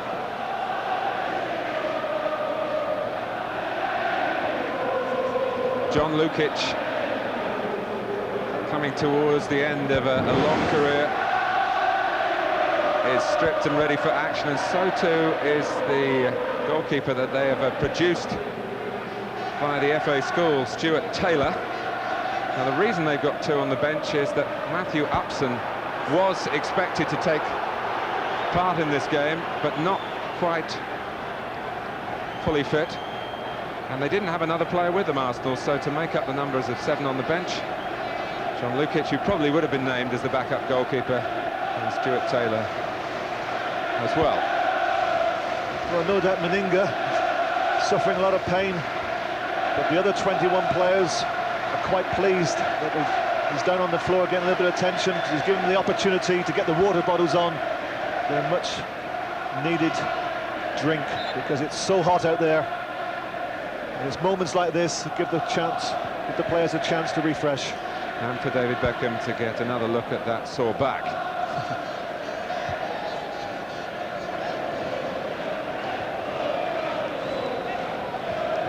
But get used to this, everybody. Bookings for descent and for going to ground. And the referee says that someone's been trying to fool him, and he felt Nicky Butt, the player that Graham Barber sent off in the league game at Highbury less than a year ago. He felt that Butt was a culprit under the simulation infringement. Kanu. Dixon, Arsenal well represented in the centre. Cruyff charged back well. Keown has always had a little bit of a hot-headed side to him. Showed that again in the Nicky Butt incident. Lovely play between Kanu and Vieira. Well read by Bosnich. Yeah, excellent keeping from Bosnich. The second time now he's at the race off his goal line. Timed it absolutely to perfection. Great little bit of play again from Kanu. He must have heard the call, didn't know exactly where Vieira was, but played in the direction. He almost got to it. And his birthday today. He's only 23. He is a very versatile footballer, but being asked to shoulder the major burden up front in Arsenal's circumstances at the moment. That was an example of what I was on about, Martin, at the start of the programme when I said that the two front players, Kanu and Ljungberg, they do prefer the ball to feet, so it's imperative that you get forward runners coming from midfield. And that was an example there of as Kanu came off, so it gave Vieira the chance to go in behind. Well, the fuss about Anelka, the footballer, is because he is so wonderfully quick, of course. He is the game's major commodity. Very hard for Arsenal to replace that. Thierry Henry seems a major target. Arsene Wenger said he needs 2 forwards. And here's Kanu. The flag has gone up. And I would like to see that one again. Well, I didn't think Kanu was offside, but let's have a look. I thought he timed his run absolutely to perfection, but we'll see. Good run again from Kanu. Nicely weighted ball to Savinho. He's got the chance of playing the overlap here. 2-on-1 with Winterburn. He elects to go to Kanu. And how could he possibly be offside? Well, that's onside by the proverbial mile. It's unbelievable, that decision.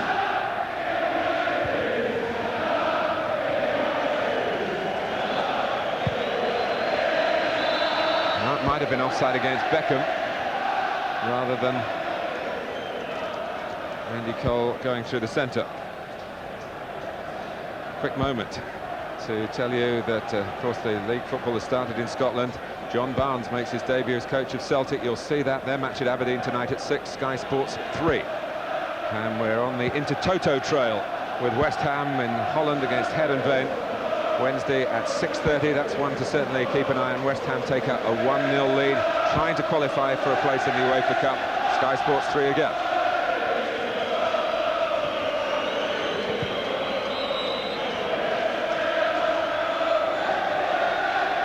Well, another frown from David Beckham. He's knocked the ball away, not with sufficient anger to incur the wrath of Graham Barber for a second time inside the 35 minutes.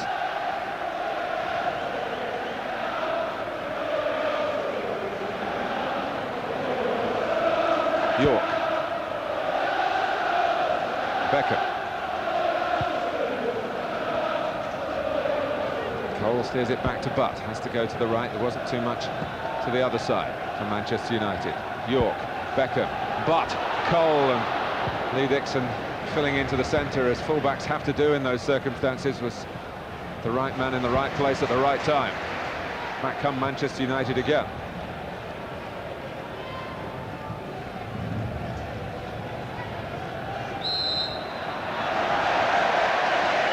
As he's entitled to do, just waited for a while to see whether there was any advantage for United before giving them the free kick.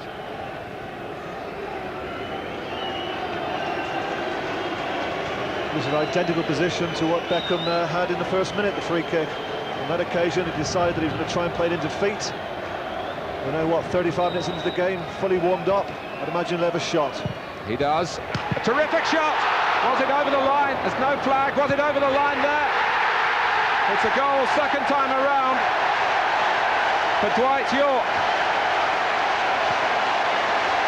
But when we look at it again, Beckham might have some claim to it. Yeah, I thought it was in from here. We're fully 50 yards from the action, but I think this one's in. Let's have a look.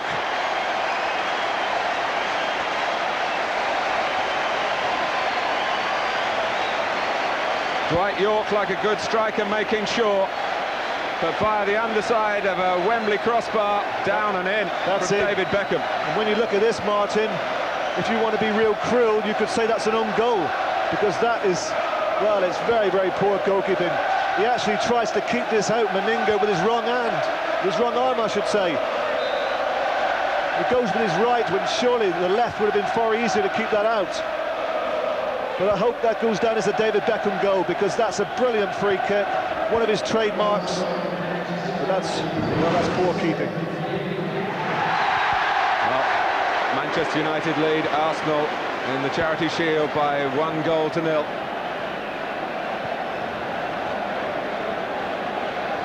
Here's Vieira.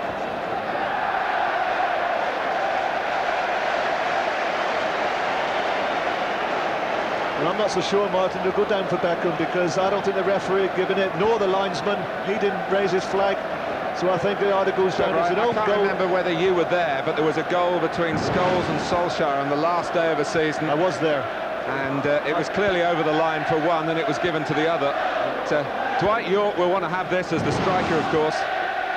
There's a brilliant effort at goal by Beckham. I'll tell you who doesn't want it, is Meninga. No, well, I don't think that will... He, as you rightly emphasised, did help it on its way, but goalkeepers have done that plenty of times. To some goals of yours down the years, I would think.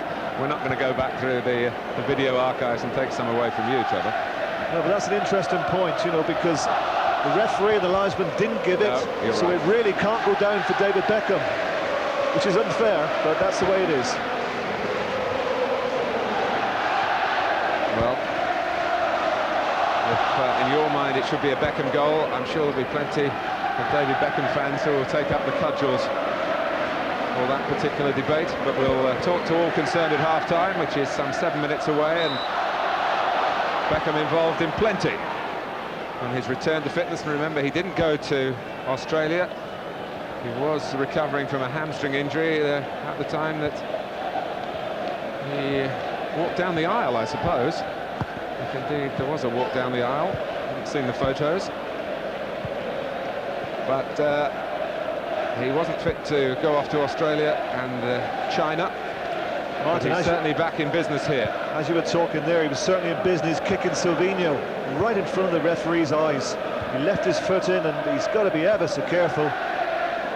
Stam wasn't too careful there. Ljungberg, who played so well here for Sweden against England in June, the day Beckham did get injured. Beckham's only got himself to be angry with that mistake. Scholes.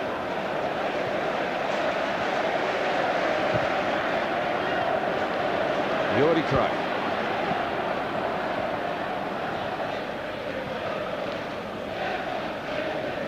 Scholes.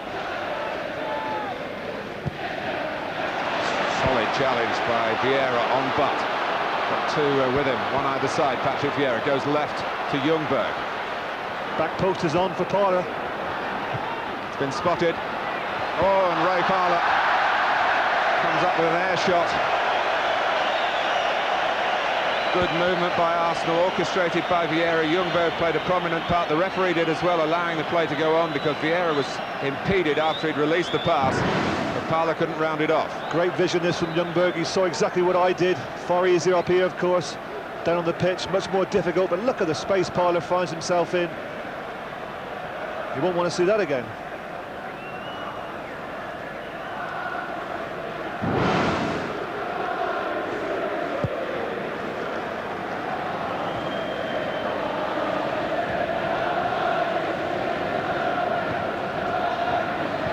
Beckham looking to reverse the ball, having spotted another eager run from Andy Cole. Anninger's kick was tentative to say the least. There's been nothing tentative about Beckham.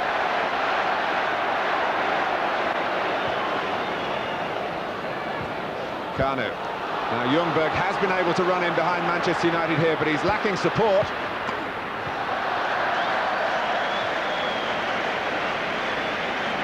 I spoke about the lack of pace from the Arsenal players without Overmars and Anelka, but that was unbelievable pace from Ljungberg. That's what they need to do more often, Martin. Try and search in behind the back four rather than continually come to feet. It's about the first occasion, isn't it? They've really looked well. At least one of the front players have looked in behind the back four, and he actually ran away there from Berg. And it took his Arsenal teammates by surprise as well, because the one that finally recognised the chance to maybe get up with the play was Lee Dixon. Yeah, but I think if you go at that pace, Martin, it's impossible to get up and catch him up.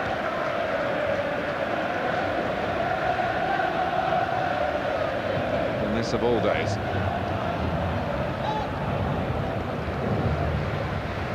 But when you could forgive the players for taking it at a gentler tempo, it's been anything but. Gentle is certainly not the word I would use to describe the first 42 minutes here.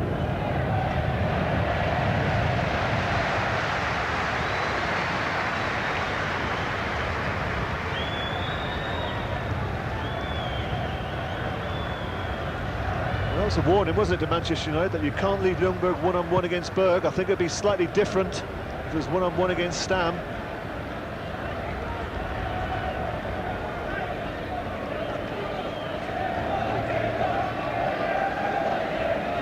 It has been a summer in which neither club has been out of the news.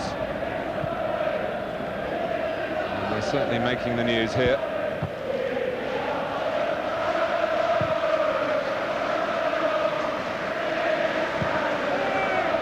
Scholes.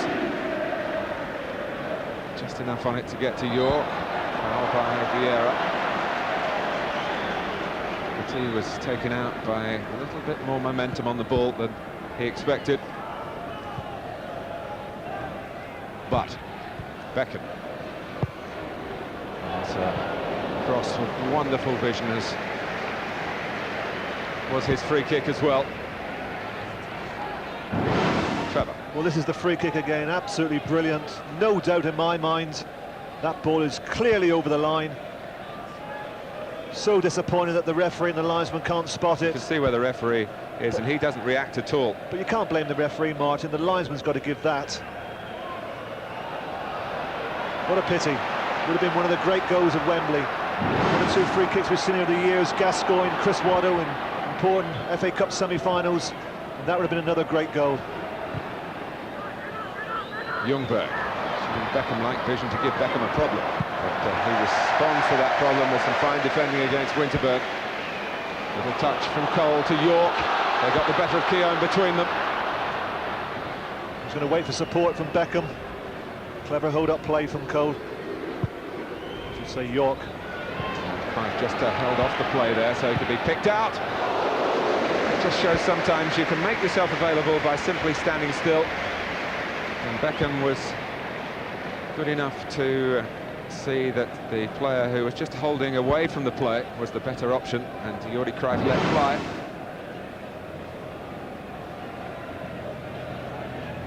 It's interesting you say that, Martin, about you can find yourself space just by standing still, because I remember a comment by that gentleman's father once saying that to me. The great Johan Cruyff came to watch me on one occasion and said, occasionally, just stand still. Don't continually keep running, just stand still. A tip I got from Ron Greenwood. And was he watching you play? Well, he did watch me play because I played with his son, but it wasn't in those circumstances. But it was while he was manager of West Ham, and I've never forgotten it. All my players know on Monday in training to be stood still all the time. Statuesque Birmingham City.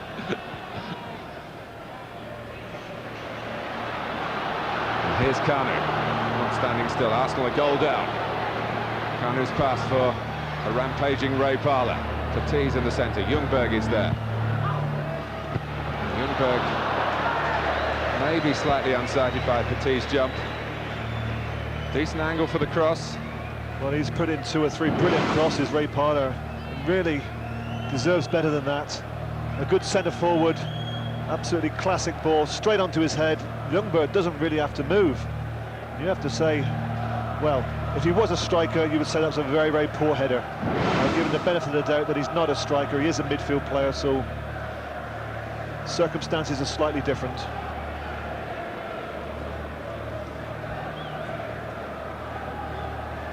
Manchester United have won the Charity Shield more than any other club, 10 times outright. And they will have a decision today. If it's level after 90 minutes, it will be a penalty shootout. Had a couple here, Manchester United in Charity Shields in the 90s, one against Arsenal in 93. Peter Schmeichel saved from David Seaman in the shootout. Silvinho. It's nicely played. Ljungberg. Winterburn. bit obvious, particularly to Jaap Stam. Yeah, it was all too tight, wasn't it? He needed to come out of there, change the play. Well, it's the half-time that we reach after a first half that's had the best and almost the worst of David Beckham, really, in losing his temper with Graham Barber and then producing a wonderful free kick, which laid claim from his point of view to a goal for him, but the referee clearly did not give it to him. Dwight Yorke followed it up, and Manning desperately trying to regain some dignity, flailed and had a touch as it went into the net. Yorke will certainly be claiming it. Alec Ferguson has celebrated it. And the players can cool off in more ways than one during the half-time break. We've reached it. Arsenal 0, Manchester United 1.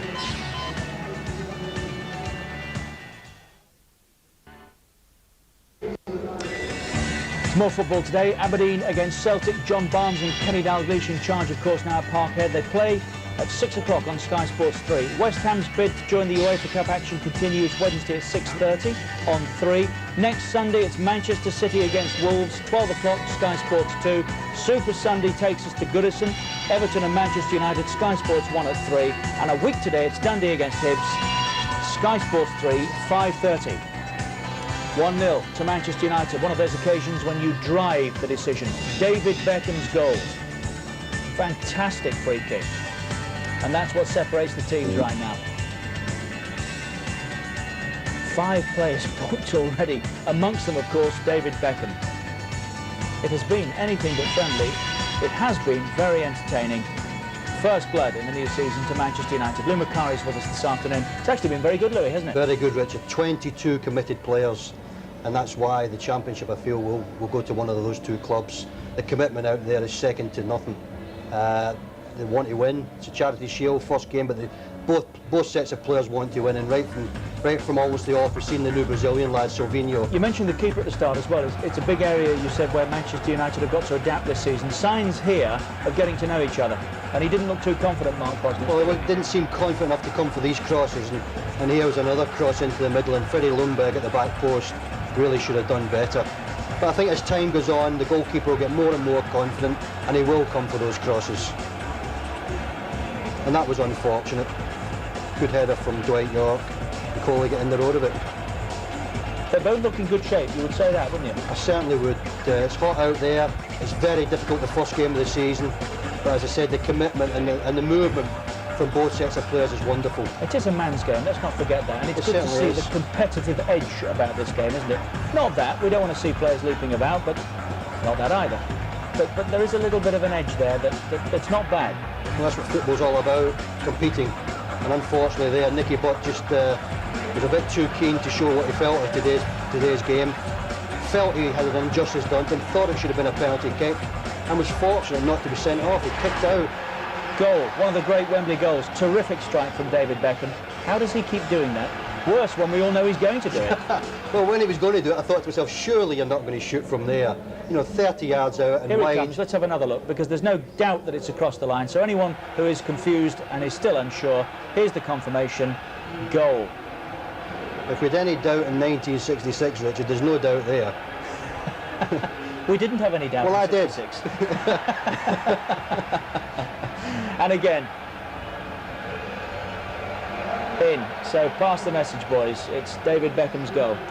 What a free kick. Fantastic. And well done, Dwight Yorke, because you'd want your striker to do that, wouldn't you, and make absolutely certain, but it was in. I think after the game, Richard, Dwight 34 Yorke... yards, look. I think Dwight Yorke will say it's David Beckham's goal. I think he's got a cheek if he doesn't. He's got to, because there's the evidence. It is, isn't it? But Trevor was right. The referee didn't give it. Linesman was obviously in a better position. He didn't give it David Beckham goal, but... we have. It is. David Beckham has scored. That goal separates the two teams at Wembley. And Manchester United very much back in the groove, exactly where they finished last season. They're in front. Can they stay there? The second half from Wembley comes next. A special live golf event coming up tomorrow night on Sky Sports 2. A head-to-head between the world's #1 and the Macari shot, the green off chest. Did anyone ever claim that goal? No, no one had the cheek to. I'm sure David Beckham It won the FA Cup, but That's all we were Unclaimed. interested in, Richard. Winning the FA Cup. We'd lost it the year before. It was loser's medal in the draw. Got the steps there to collect the winner's medal, and that's all that mattered. I'm sure David Beckham will claim this one. Got to. Beckham's goal for you and I. 1-0 to Manchester United. Let's rejoin Trevor Francis and Martin Tyler. Thank you, Richard. I can add to that because we're hearing that Dwight Yorke, that man with the sunny disposition, has said, as you might expect, that he is happy to give David Beckham the goal because he realised in that blur of a moment before he reacted that the ball was over the line. Also smiling, I should imagine, is David May, because he's got a chance to play in the second half. He will come on for Jaap Stam. David, who didn't play enough games to get a Premiership medal during an injury-hit campaign, but suddenly re-emerged at the sharp end of Manchester United's season and did take part in the big games, including the FA Cup final in that extraordinary finale.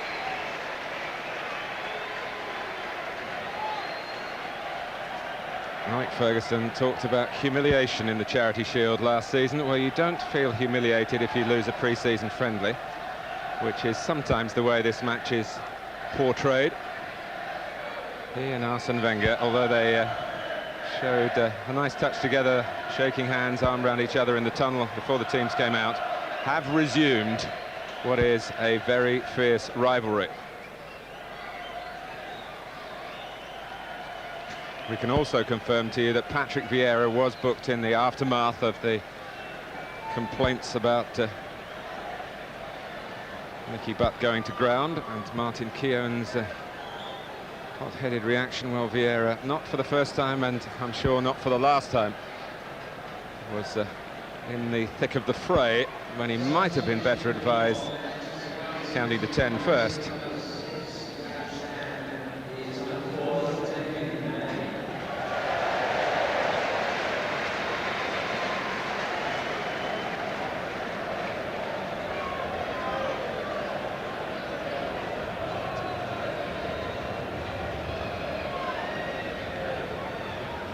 Manchester United, for the record, passed Liverpool today as the English club side who have made the most appearances at Wembley in major matches. This is their 32nd game here down the years, 17 of them, as I said, in the first half in the 90s. What a decade of triumph it has been.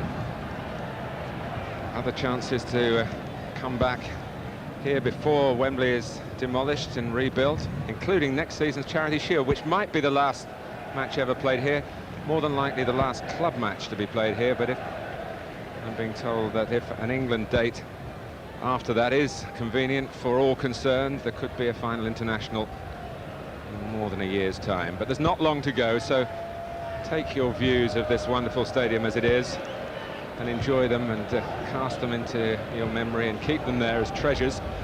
I can only tell you what a privilege it has been to be allowed to commentate on so many great occasions here, and I will never forget Wembley as it is, as we see it today. Martin, a question for you. When you talk about appearances at Wembley, do you talk about Arsenal's championship, I should say European Championship games last year, or Champions League games? Well, even taking those into account, they haven't caught up, the others, but it's a good point, and I guess if they have a good run in the Champions League this season and play a lot of times at Wembley, they could fit Manchester United, but it's another cause for debate. That's what football's all about. We've had a good debate here over the scorer of the only goal so far. We believe it should be David Beckham's goal, even if the referee wasn't of that opinion. We'll see what the authorities come up with when the dust is settled on Wembley on August the 1st, 1999.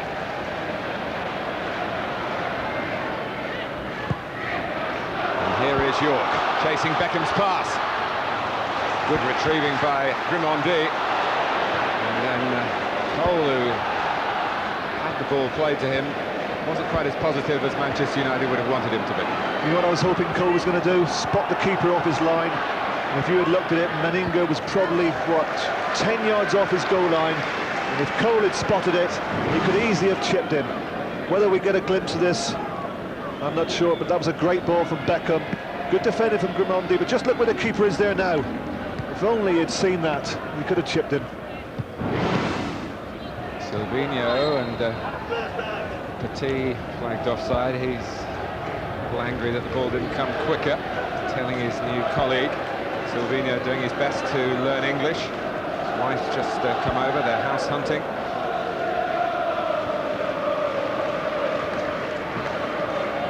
Very highly thought of in his native Brazil, but they're still with a barrier of Roberto Carlos to break down to play for Brazil. Parla.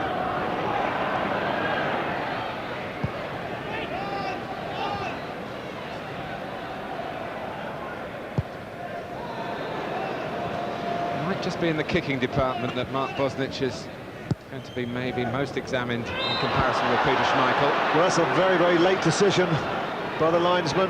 Once again, debatable whether he was offside.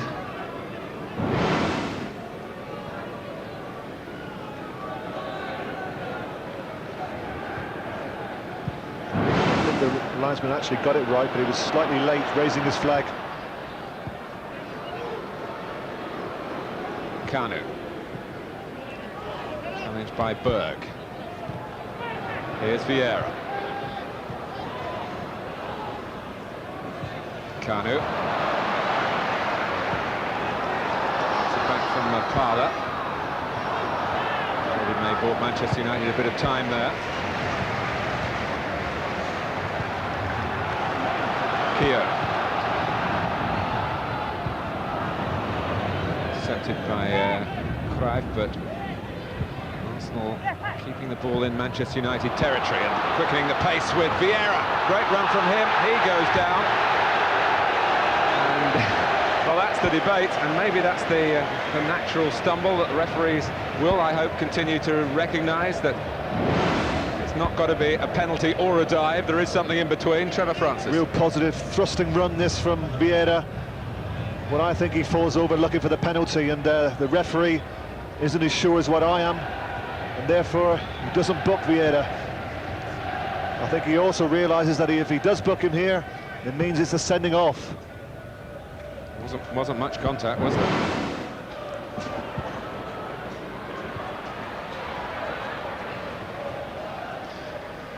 And that's how difficult it is for referees. He gets one look at it, Graham Barber. And how different was that from the Nicky Butt incident? Not much, I don't think. Just wonder, Martin, if that had been a league game, whether it had been so fortunate to get away with it. Possibly because it's a friendly, a Charity Shield game. He's allowed him to stay on the field. I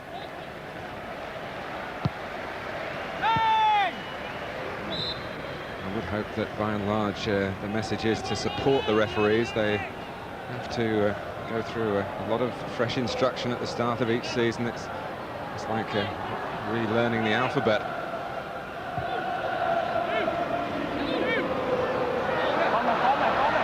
And the decision for the referee here is a corner for Arsenal, who are having a good spell territorially without really carving out opportunities in the early minutes of this second half.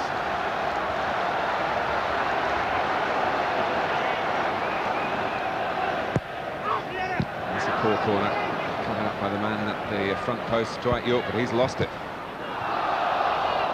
So Arsenal appeals for handball there, answered in the negative.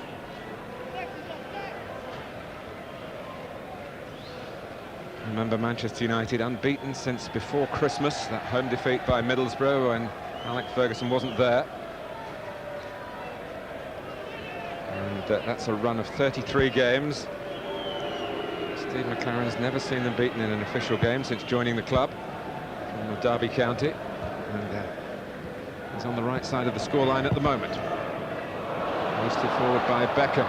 Cole. Arsenal a little slow to react. I don't know whether they were thinking about an offside. Lee Dixon belatedly has a look across at the official.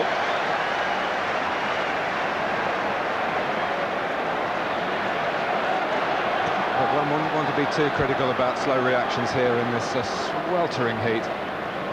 Sapping weather, but Manninger has got to prepare, but he might be called upon to react here because David Beckham is eyeing up another possibility from a similar angle.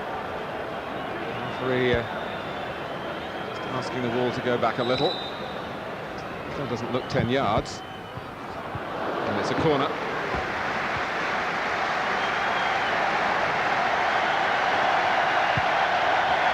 Well, he's getting the reception that a top talent deserves. Of course, from his own fans in this half, David Beckham.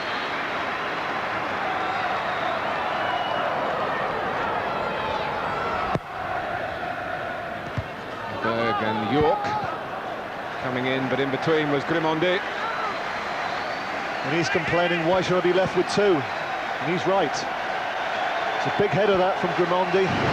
Does a good job there at the back post.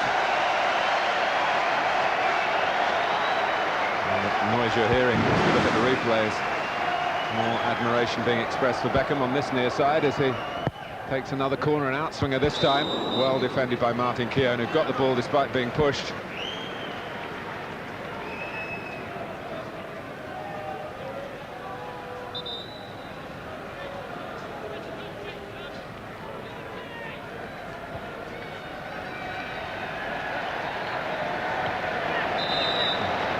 Didn't go outside the penalty area. No, that's right. Another interesting change with regard to referees, Martin, this year is that there are going to be Premiership referees actually refereeing the Nationwide. What do you think as a Nationwide manager about that? Well, my first thoughts are, on a Monday night when I'm commentating, I have to be very, very careful. Because the following week we could just have that referee in Birmingham. That's my first thought, an honest thought. Yes, I'm sure it won't detract from the honesty that you always use when making your comments about not just referees but players as well.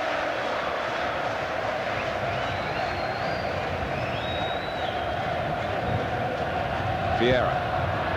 Kanu. It could run for Silvinho.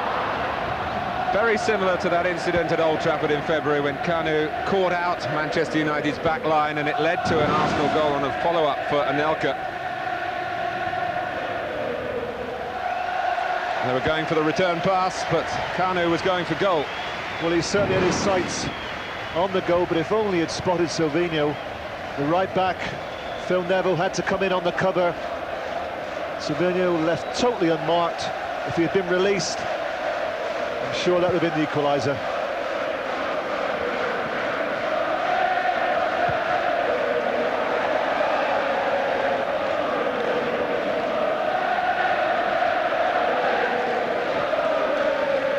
Gone in the second half.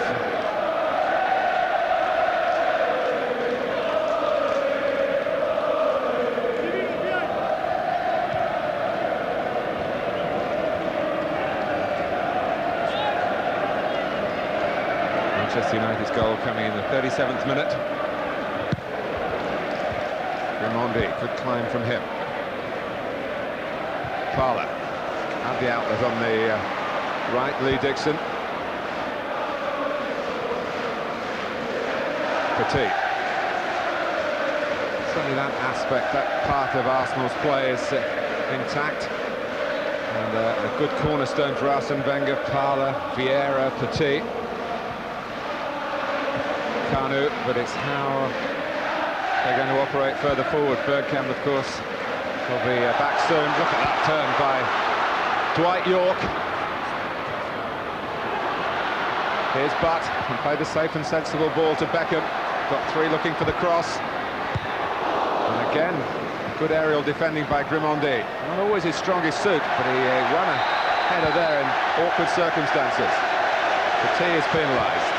Free kick taken maybe with a moving ball by Beckham. Referee saw nothing wrong. Kanu. A long run for Parlour. And pass really didn't give him much chance, and Kanu just kicked the air angrily. Where Parlour might have a better chance is a mistake by Bosnich. I mentioned that he's not the most convincing kicker a little earlier, and that was a very tame effort. Well, that's just total lack of concentration, isn't it, that? Dixon. No other excuse for that. Kanu. Parlour, can he get a shot in here? David May says no, and then just nibbled away at the back. Kanu picked up the loose ball. Parlour wasn't appealing, as he was caught from behind. Kanu got on with the game. Well, I think the very, very hot conditions, Martin, are starting to take its toll on this game now. I've noticed in the last 5 or 10 minutes the game already starting to open up. Well, that could have been a penalty, couldn't it, there? If the referee had spotted that like we could see it, that was definitely a little trip. David May on Parder. What I was saying was the game's starting to stretch now. A lot more space is being found.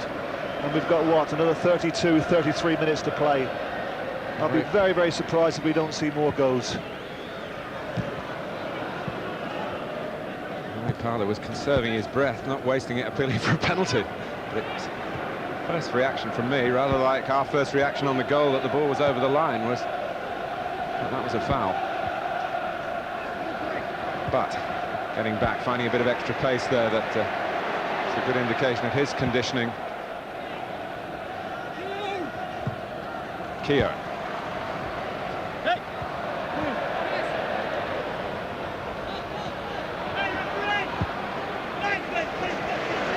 Bosnich get this one.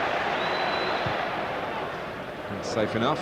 Straight down the slot for Cole. Raimondi a little rash with the jump, and Andy Cole did his job going for the ball. He had no need there to push him. In fact, he had no need to even head it, because he had 2 covering players there in Winterburn and Keown. Perhaps if he just had a little call and let the ball run through to the covering 2 defenders. Philip Neville. Oh, that's an angle ball at Butt. I'm not sure that it was tailored for him, and Butt's left a foot in there. That was a nasty challenge, that, from Nicky Butt. That's the sort of challenges, you know, that referees must pick up. Quite clearly, Keown is favourite to intercept the ball, and Nicky Butt just follows through with his foot. Have a look at this.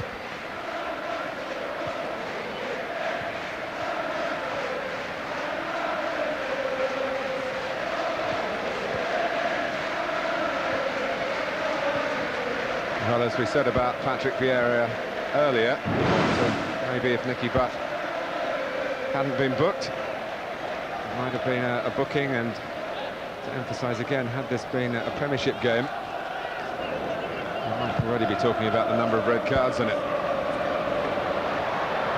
Cole. He's done very well to hurdle Keown. Arsenal trying to break out. The intercepting done by Henning Berg. Scholes. Oh, it's a great ball from Scholes, and not so great from Cole. Whether the flag would have gone up against York, it might have done. Well, it had not gone up, Martin, but I think you're right. I'm sure it would have had to have gone up. Vieira. Good closing down by the Manchester United substitute, David May. Paul Scholes takes that on. Well, my first thoughts were that Andy Cole was offside, Paul Scholes was onside. And the decision here is whether Cole is an active player. And he was making a run forward, so I think he's... whether he was in an offside position is another debate, of course, but he was certainly trying to be a recipient of the pass. It's history now. And we reflect on another Manchester United change. Off goes Jordi Cruyff. And a relatively surprising inclusion today. Ole Gunnar Solskjaer came back early from Manchester United's travels with a reoccurrence of a knee problem that looked as though it would need surgery. Apparently that hasn't been the case. Solskjaer played in a match along with Scholes and Beckham in Bristol on Friday. Came through it well, scored, as you would expect Ole Gunnar Solskjaer to do. He's here at Wembley as a player, and as is so often his lot for Manchester United, comes on as a substitute. I think the linesman there has given a foul throw in against Nürnberg. Possibly because his feet were encroaching onto the pitch. Whether we get a close-up of that, maybe I'm asking too much, but I think I'm probably right. Winterburn.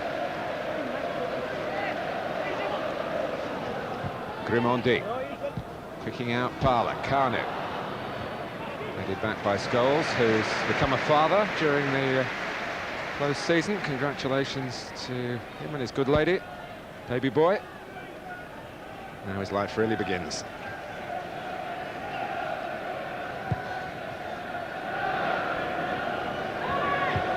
Beckham.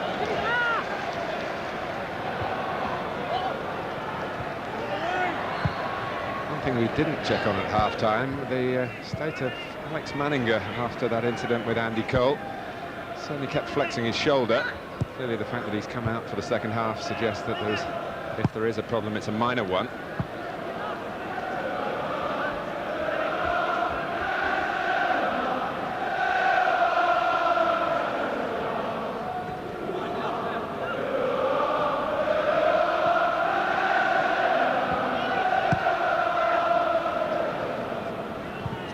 Well, there was no one making a run then, and you can hardly blame them. But this is just the start of our football for you on Sky Sports. Aberdeen against Celtic, all the changes at Celtic over the last month or so. Sky Sports 3, you'll see what impact they've had on the playing side of the club as the Scotland Premier League enjoying its first weekend of real action.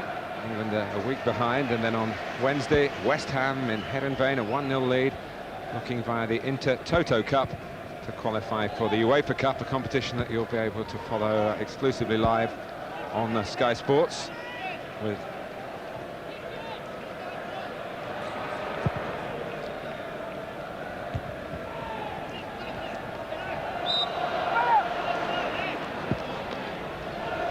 it's a substitution time for Arsenal. And Luis Boa-Morte, the wide left player from Portugal, maybe will occupy that position because it's Silvinho he replaces.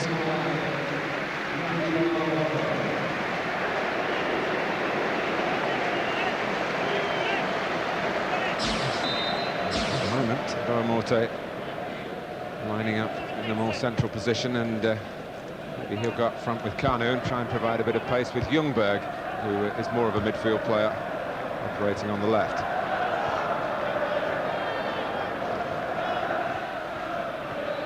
Winterburn, Arsenal need to find a bit more penetration in their play, by whatever means. York. Nicely done by Petit. Ljungberg. Kanu. Can use Parler. It's Ray Parler for Arsenal. Oh, the inside of the post. Back to Kanu. Can he get a shot in himself? Blocked by Butt. Well, a wonderful effort by Ray Parler. Very unlucky.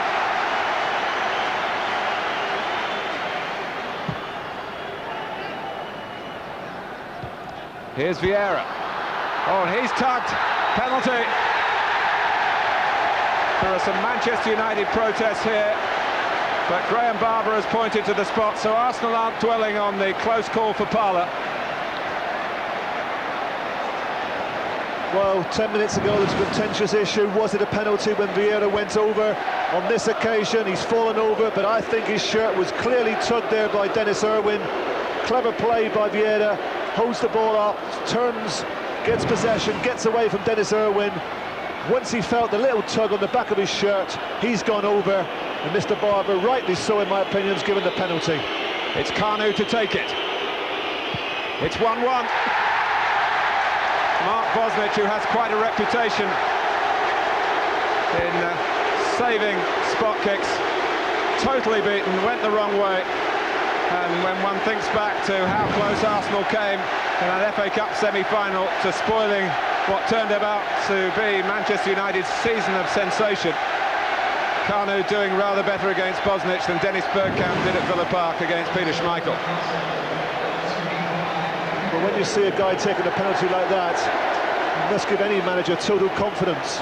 He was always in control of himself, knew exactly what he was doing, very, very calm, didn't panic at all, and he always knew exactly what he wanted to do with it. He's been on the cards for Martin. I sensed it a few minutes ago that Arsenal were starting to push on, leaving themselves a little bit exposed at the back, at times 2-on-2, but they've come forward very positive, and that equaliser has been on the cards. And on the incident itself, Dennis Irwin clearly had grabbed Vieira's shirt.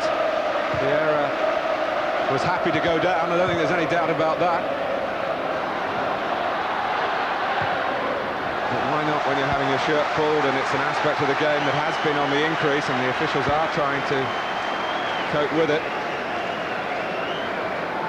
So Beckham's great moment in the first half, not the decisive moment in the match. Arsenal are level.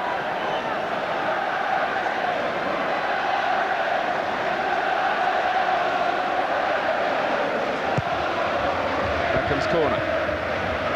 Kanu. Morte goes off through the middle.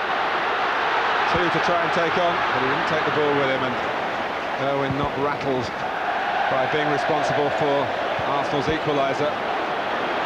If he had controlled that ball, Morty, that would have been interesting. With his pace, one-on-one against Dennis Irwin, plenty of grass in behind in which to knock the ball.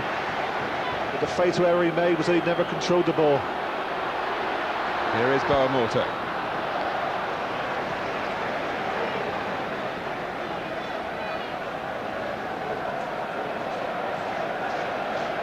Mark Bosnich on his return to Manchester United colours, beaten for the first time by an impeccable penalty from the Nigerian Kanu. He was also beaten, Martin, 30 seconds prior to that penalty with a brilliant effort from Ray Parlour, which deserved the goal.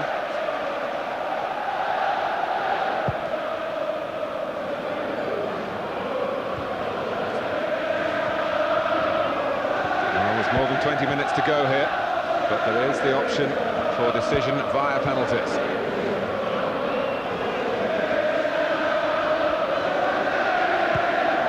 Scholes, Manchester United looking eager, trying to pick up the pace of some of their first half play. But Scholes going into a cluster of teammates there who didn't really peel away into the space that he thought they would. Got to give a little bit of credit to the manager, Arsene Wenger. It's been quite a clever substitution, because with Boa Morte's pace, there's a bit more thrust up front, but what it's also done is it's given Ljungberg the chance to go back into his favourite left-sided midfield position, and he's doing perhaps a better job now the last 10 minutes on David Beckham than what Silvino did. Head down, swing through the ball and hope. Mark Bosnich there, but he made decent contact. Here come Arsenal again with Kanu. And Dixon looking to join in for Parlour. Challenge from behind by Berg. And then the whistle goes for a free kick. It seemed to Manchester United. The game restarted quickly. Boa Morte is going to get some opportunities, I think, playing as a forward for Arsenal this season, unless they really dip into the transfer market. Oh, Grimandi taken out by the pass from Cole for York. And he's what a chance in a way that doesn't need really any great description from Trevor and myself. He knows better than anybody else what an opportunity it was. Well, I spoke about Arsenal throwing caution to the wind, at times 2-on-2. On this occasion, well, there were 3-on-2, Manchester United, and that's a, well, don't say that too often, do you? But I have to say, poor effort from Dwight York.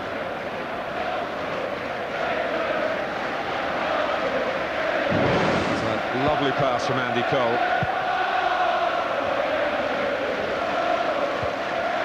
May's header. Grimandi, who was relieved that York missed it. Keown. Just got enough of it. Kanu. Wonderful. Quick feet for such a tall man. Parlour. Ljungberg trying to crop up on the right. The pass asked too much of him. Solskjaer.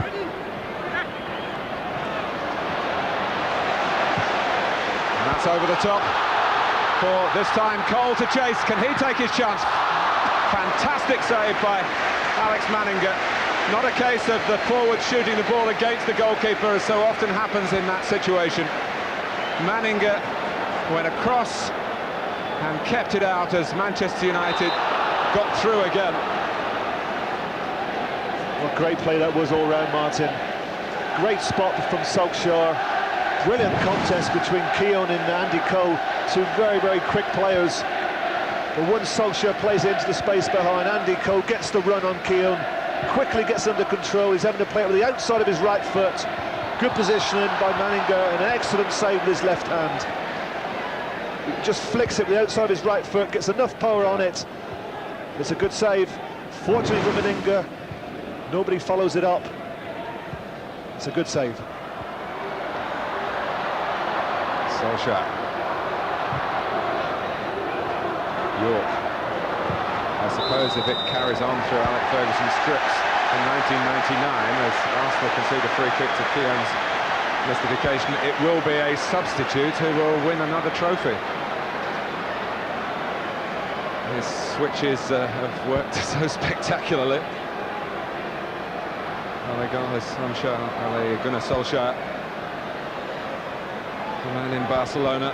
Teddy Sheringham, of course, came on in the cup final to score, and in the Champions League final as well. He hasn't been used yet today.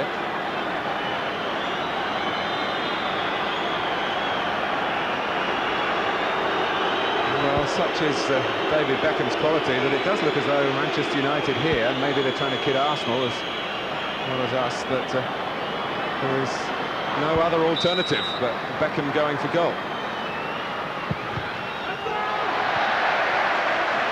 And he says an arm was up, and it's another gesture of dissent from David Beckham. And is Graham Barber going to really grasp the nettle here and grasp the yellow card again and send Beckham off? I think it'll be a severe warning.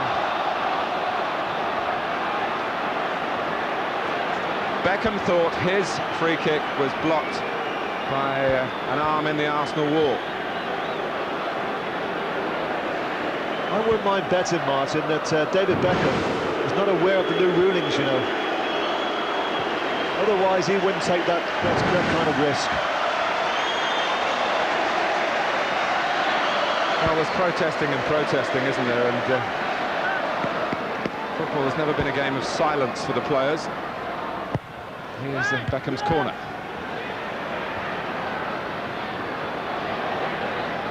Filner. Was slipping as he made contact with the ball, lost the accuracy because of that. Beckham. Well, the flag has gone up. I think there were about 3 offside there. Arsenal had a good line. There you can see certainly 2 offside. Actually, Nicky Butt, who was the nearest to getting contact with the ball, I think he was onside.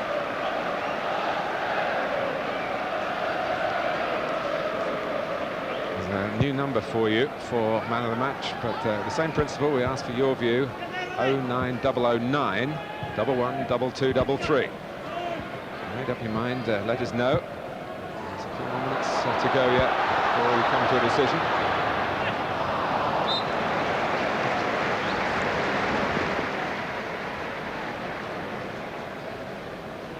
Well, no one would support foul and abusive language in the game. It's got no part in it.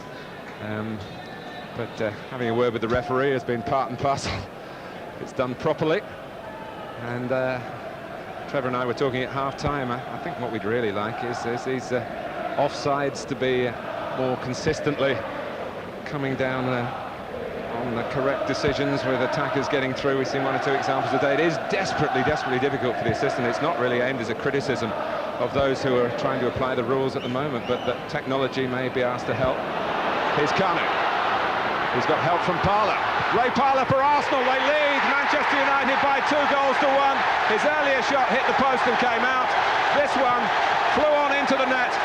Arsenal were a goal down, and now at Wembley, a splendid response for them in the second half. They lead Manchester United 2-1. Well, once again, Kanu plays a part in this goal. He collects this ball.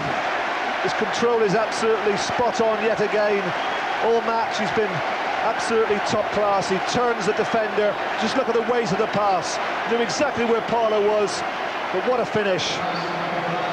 Cross, the diving Bosnich gives him absolutely no chance.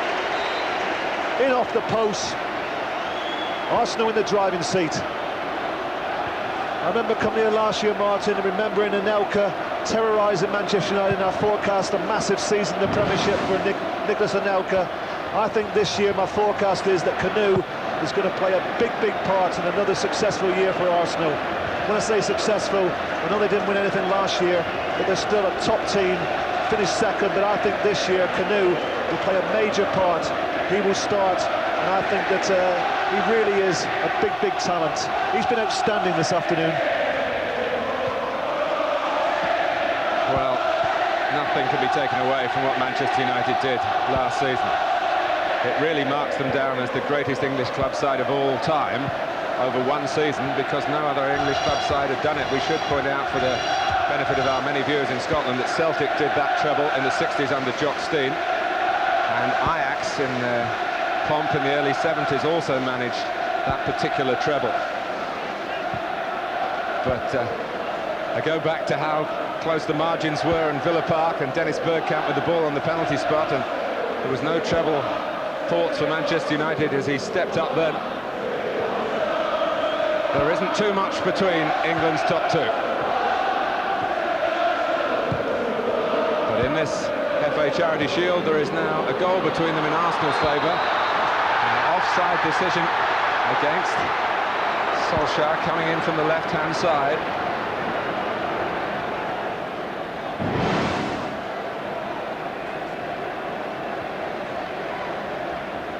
And it's marginal again.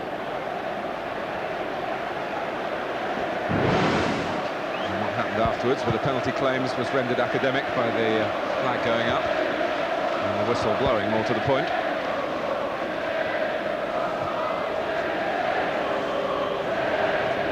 Once Kanu released Ray Parlour, there was no way anyone was ever going to catch him. I think what you see, Martin, the last 20 minutes, with the loss of, well, not the last 20 minutes, I should say, since half-time, with Jaap Stam going off, it's rather exposed Manchester United's lack of pace at the back.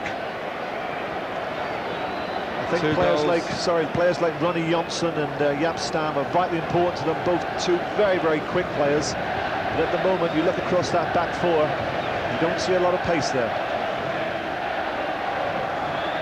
2 goals in 10 minutes past the Manchester United defenders.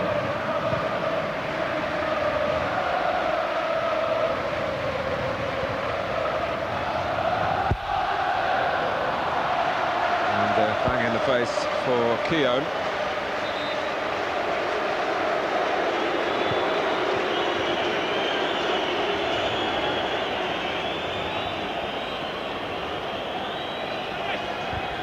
Teddy Sheringham. Well, storm clouds seem to be gathering over his time at United, but how his star shone again at the end of the season. The Arsenal fans have to find other ways of taunting the former Tottenham star. He does, at the age of 33, finally have medals to show for a distinguished career. Off goes Nicky Butt, and on comes Teddy Sheringham.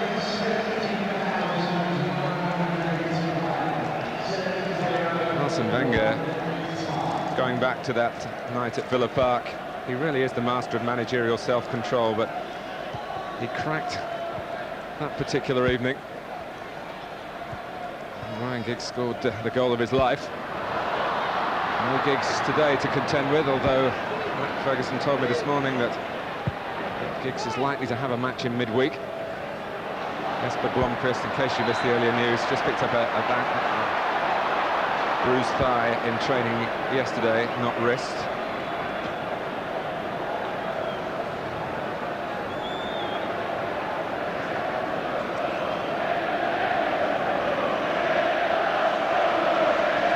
Trevor, just to emphasise again Kanu's part in this. Well, he just shrugs off, I think it's Berg, or is it May, and then the weight of the pass is absolutely perfect. He always knew that Parlour was going to get the run on Dennis Irwin, but he played it, weighted it to perfection, and then Ray Parlour did the rest. And he still had a lot to do, but it was a brilliant finish. Once again, look at his hold-up play, Martin. Every time he gets it, keeps a hold of it. It's a class act.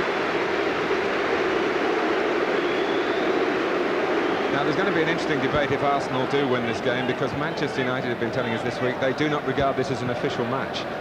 Most statisticians, certainly those of the professional variety, do. So this would go down in the objective record books as a Manchester United defeat, but we've still got 8 minutes to go, and given their capacity for scoring late on, I shouldn't prejudge the issue. You certainly can't have any more forwards on the pitch than what they've got at this moment. I've never seen such an attacking lineup as this. Arsenal might be able to exploit some extra space in midfield. With the Ljungberg, Parlour, with Dixon, Vieira. We can use Manu Petit. Winterburn waiting down below us. Arsenal can try and just keep the ball here if that's what they choose to do. Petit, good movement by Ljungberg. It's patient but progressive as well.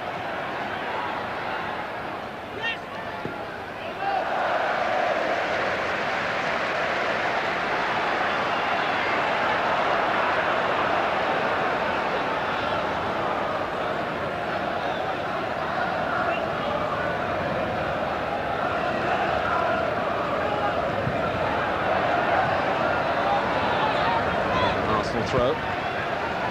Time is with them. Andrew Winterburn, who finished last season with a terrible facial injury at Leeds. It was a painful night all round for Arsenal. It was the night really that the title and their defence of it went away from them.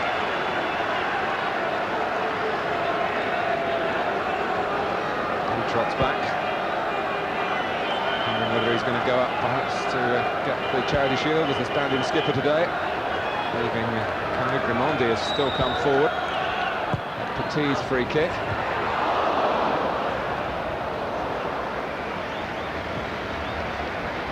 Well, he must have fancied his chances there, judging by his disappointment, Gilles Grimondi. Yeah, the one thing about Grimondi, you know, at both ends of the field, he really does attack the ball well.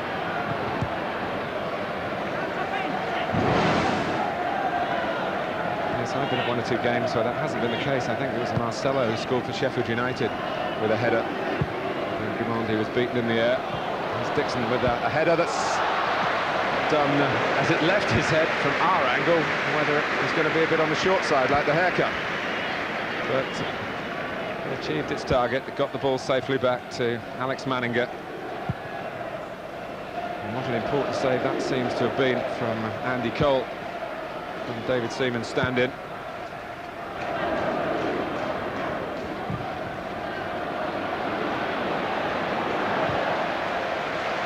Keane and Cole, of course, were together as youngsters at Arsenal. Andy Cole didn't make it at Highbury. Played in the Charity Shield for the Gunners. A brief appearance as a substitute way back in 1991. Man of the match, another reminder of this rather elongated number, 0900 911 2233.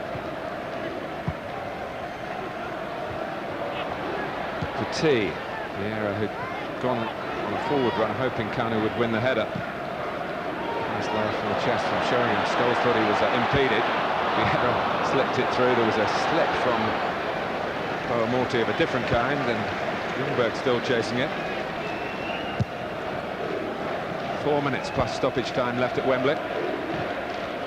Real turnaround in the second half. Vieira trying to go it alone. Kanu. Parlour. Back comes Solskjaer, but Parlour keeps going forward. No foul, says Graham Barber, who's had a testing match.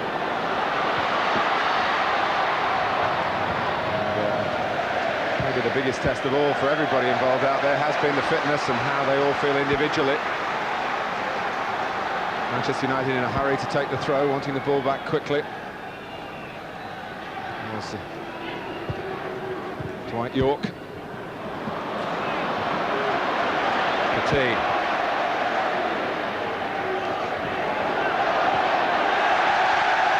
Arsenal fans love that. Ljungberg. Winterburn is with it. Here's Kanu. He's got time for a shot himself. It's probably the right decision. Ray Parlour maybe reflecting out on the right-hand side what might have been.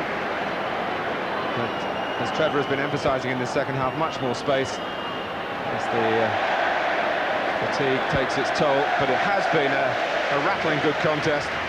one to keep us absorbed here from the commentary position. I hope you've been feeling the same way at home.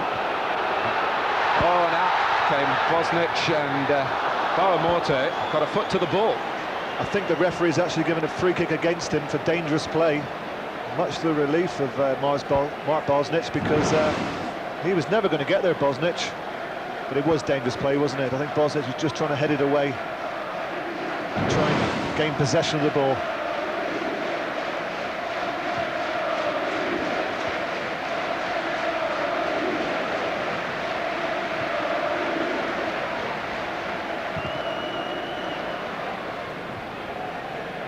Phil Neville, Sheringham.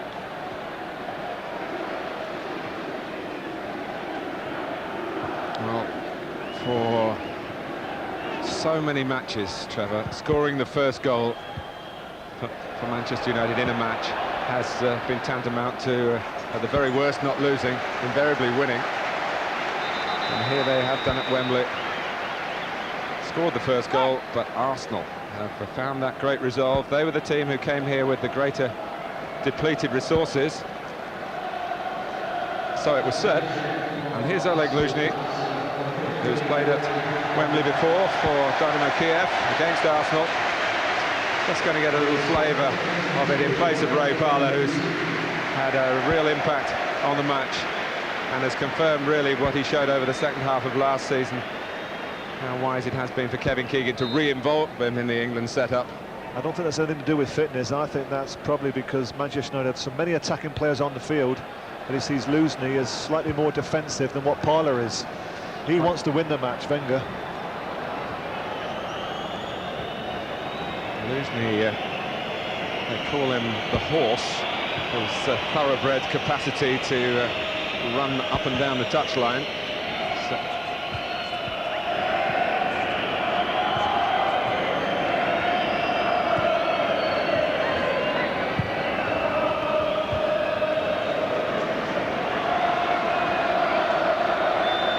About the time that Manchester United got going in Barcelona. And they rely on a late show yet again. Sheringham is there to play his part, and he's earned a free kick. Good play that from Sheringham, just invited the tackle, held the ball, invited Grimondi to make the free kick, make the foul I should say, to give him the chance of having a free kick. I think even by David Beckham's standards, this is probably too far out. You're a brave man to say that, Trevor. It's central, he can go either side here. So Manninger has taken up a station bang in the middle of the goal.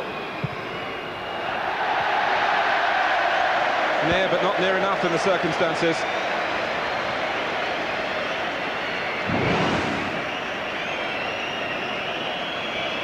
And David Beckham, who gave Manchester United the lead. I think we're all going to come to that conclusion. You get maybe some conflicting views in your newspapers tomorrow.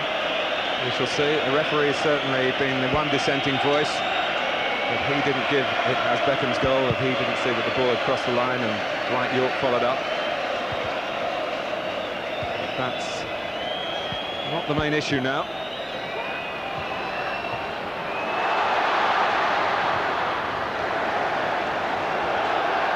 Luzhny thinks he's sent his team a corner, and he's got some support from the officials. He's no spring chicken, by the way. He's 31 next week, so it's not as though Arsene Wenger has gone necessarily for youngsters to step in, and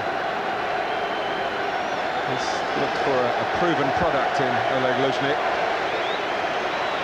to add some cover and competition for Lee Dixon. Corner for Arsenal. We'll run into the couple of minutes of stoppage time. That was signalled by the fourth official. February 1993, the last time that Manchester United scored first and lost.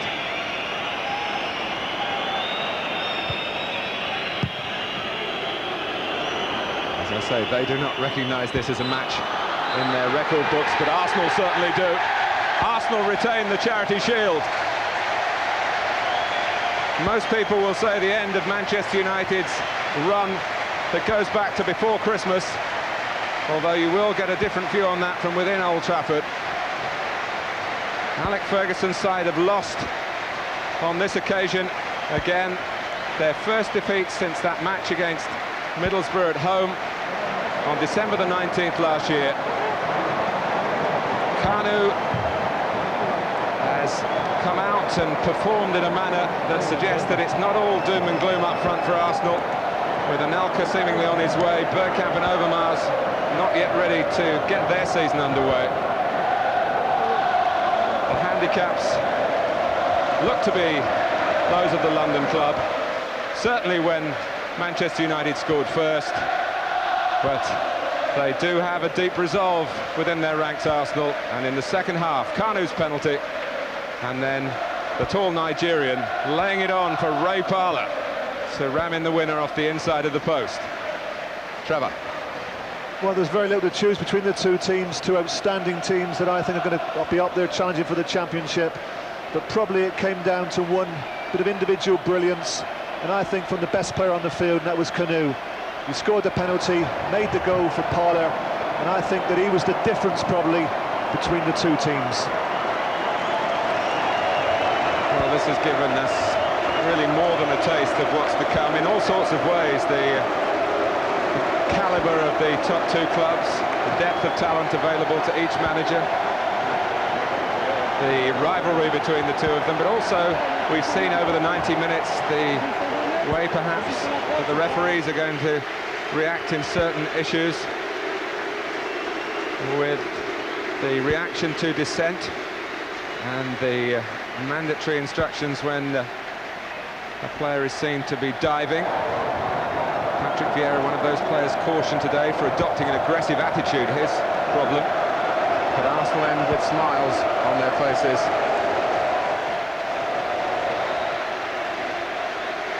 And for once, in 1999, the losing team is Manchester United. Yes, I don't think they'll mind too much, Martin, if they come out on top at the end of the season. All said and done, this is a friendly, but this is near as you can possibly get to a full-scale game. It's very, very competitive. I think considering the conditions, you know, and it seems to be the same every year, doesn't it? I remember last year it was sweltering hot conditions. We've seen some great football. It's been a really entertaining game, and everybody that's came today, I think they've got full value for money. I've certainly enjoyed it. Some smashing individual performances, as I mentioned, but I think the two managers will be reasonably pleased with the performances of their teams, and obviously for both managers, they've got some big players to come back next week. Well, let's get some Arsenal reactions as Dennis Irwin leads up the losers, and Nick Collins is talking to Ray Parlour. Ray, congratulations. Did you feel when you were one down at half-time you could still come back and win this one? Yeah, we had belief in ourselves, you know. The manager went through a few things half-time, and we had nothing to lose, so we come out. We played well second half, created chances, lucky two went in, and it was a great result for us. With a number of big-name stars missing this afternoon, how much of a boost is it that you've actually beaten United with your big names missing? Yeah, they had a few out as well, you know, and it's important. It's an important part of the pre-season. It's a great day out. The supporters enjoyed themselves, so yeah, it's important for us to get a good result. Now we can look forward to the league. When you hit the post, did you think it wasn't going to be your day scoring-wise? Yeah, I thought, oh, this one's in, but you know, I had another chance, and lucky that went in off the post this time. So yeah, I was well pleased. Well done, well played, Ray. Thank you.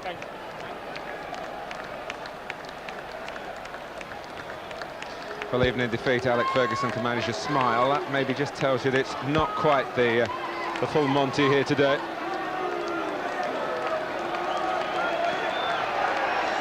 But nonetheless, it has been a very testing workout for the players, and a fine football match to bring to you as a teaser for what's coming up on such a regular basis for you, and with all our extra technology that you're going to hear about.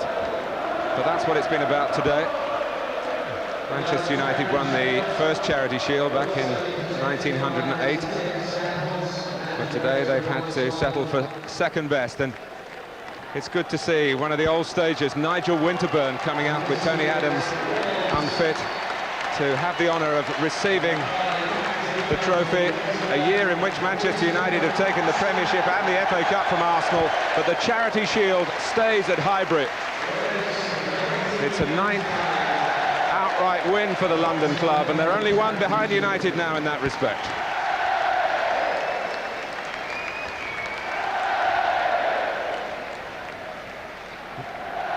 Well, one half of the stadium remains full, and as we've become accustomed, the losers head for the early exit. Trevor Francis has a journey to make as well before you take your leave of us. Trevor, thanks for your contributions today. Final thought, looking forward to the next Arsenal-Manchester United match, I guess. Well, I'm looking forward to the season, because I think that it's not just going to be Manchester United and Arsenal. I think we all think that Chelsea are also going to be in there. They've strengthened this season. And I also saw a very good Leeds side yesterday.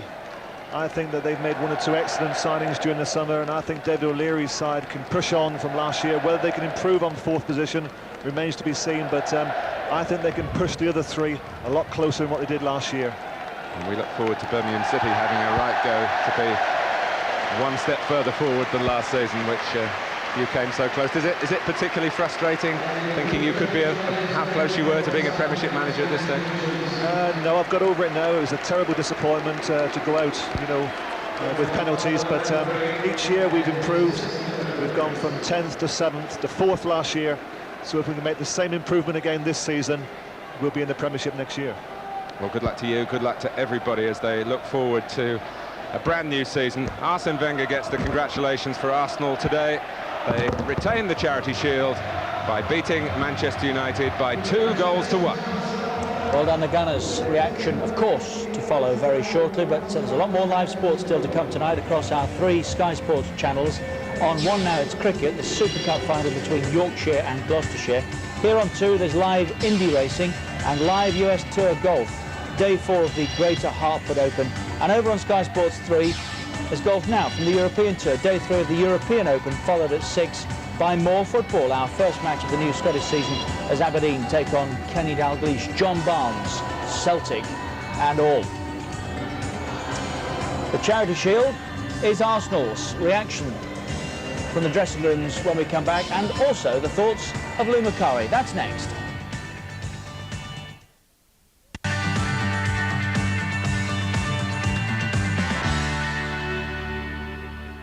Gavin Griffiths, defender.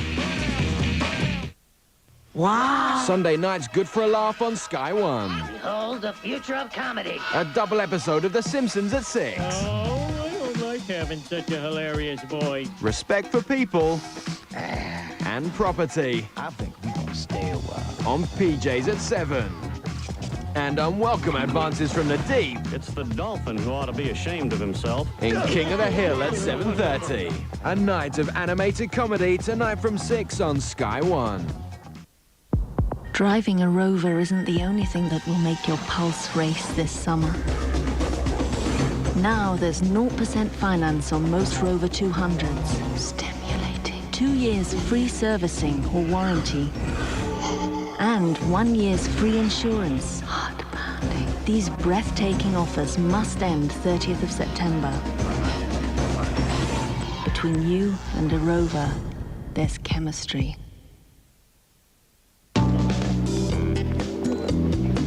Hi, Billy. Mummy! I can't talk long as I'm on the mobile.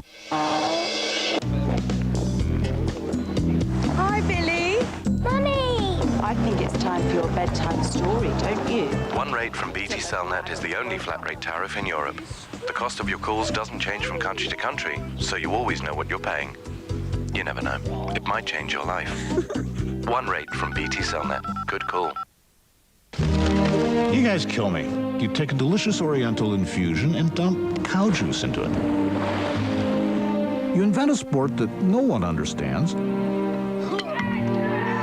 and the whole world still whips you at it. And your most popular dish is curry. Nowadays, even your civil wars are civilized. All it takes is one lousy mutt, and bang goes the Great British Reserve. Small country, isn't it? Sorry? When it comes to sex, we all know what you prefer. But you must be doing something right, because 17 million of us, Johnny Foreigners, would rather fly your airline than any of our own. I guess you should be proud of that. But that wouldn't be very British, would it? Sorry.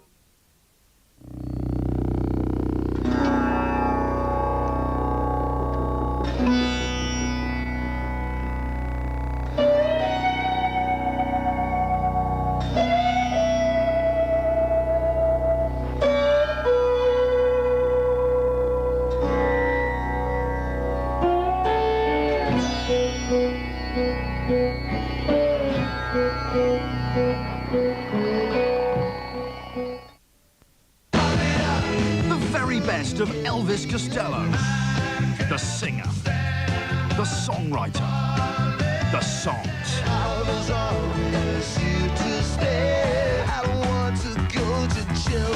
The definitive 42-track collection, including the new single, She, from Notting Hill. The very best of Elvis Costello, out now on special price, double CD and cassette.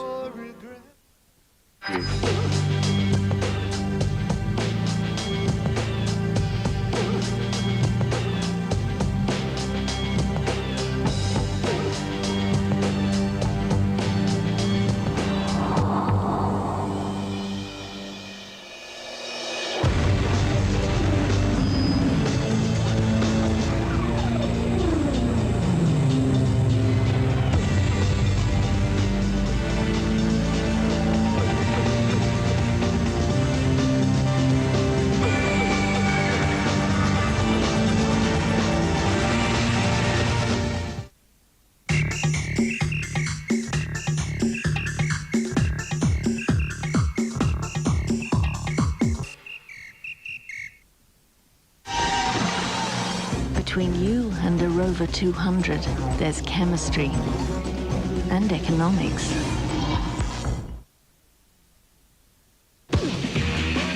David's Defender.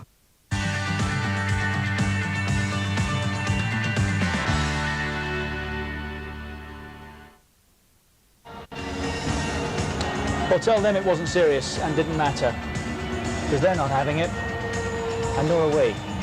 Arsenal have won the Charity Shield, Manchester United beaten for the first time in 34 matches. So the club record that they were looking to equal has gone. They'll have to start again. And who's to say they couldn't get there again either? But this one's gone. A goal up at half-time from David Beckham, 2 in the second half, won it for the Gunners, Kanu with the penalty, and Ray Parlour. Otherwise, very much as it was last season, look, as you look down the facts, nothing at all between them. Those 5 bookings all coming in the first half, amongst them David Beckham, Nicky Button, Cruyff for Manchester United, Vieira and Keown from Arsenal. Well, the possession, Manchester United's first half, when they led by a goal to nil, how much did that change? OK, the man of the match. A few contenders. Amongst them Kanu, I would have thought, but yes, Kanu with 27%, but Beckham's won it, look, with 46% of the vote. So well done, David Beckham. And Alex Garvey from Altrincham in Cheshire. Well done, Alex. You win the replica jersey today. Right, let's get some reaction. Arsene Wenger first with Nick Collins. Arsene, congratulations. No league points at stake, but do you feel that's a real statement of intent from your side this afternoon? Yes, of course, we felt it's a trophy and we wanted, of course, to win the game. It's always important when you have Arsenal and Manchester United in front of such a crowd, and psychologically as well, it was important, I think, to beat them. A lot of people were actually writing off Arsenal's chances because of the number of players you had out injured, but you proved a few people wrong, haven't you? I don't know if we have chance. The only thing I'm sure is that we will fight to have a chance, and that's the most important. We were 1-0 down with a good Man United side in the first half, but we had once again the mental strength and the spirit to fight back and to win the game. And that's always qualities you need to be successful in the season. Kanu was the man who perhaps changed things, scoring the penalty and then teeing up Ray Parlour. He was very successful towards the end of last season. Do you believe you'll get a similar kind of impact from him this year? Yes, of course.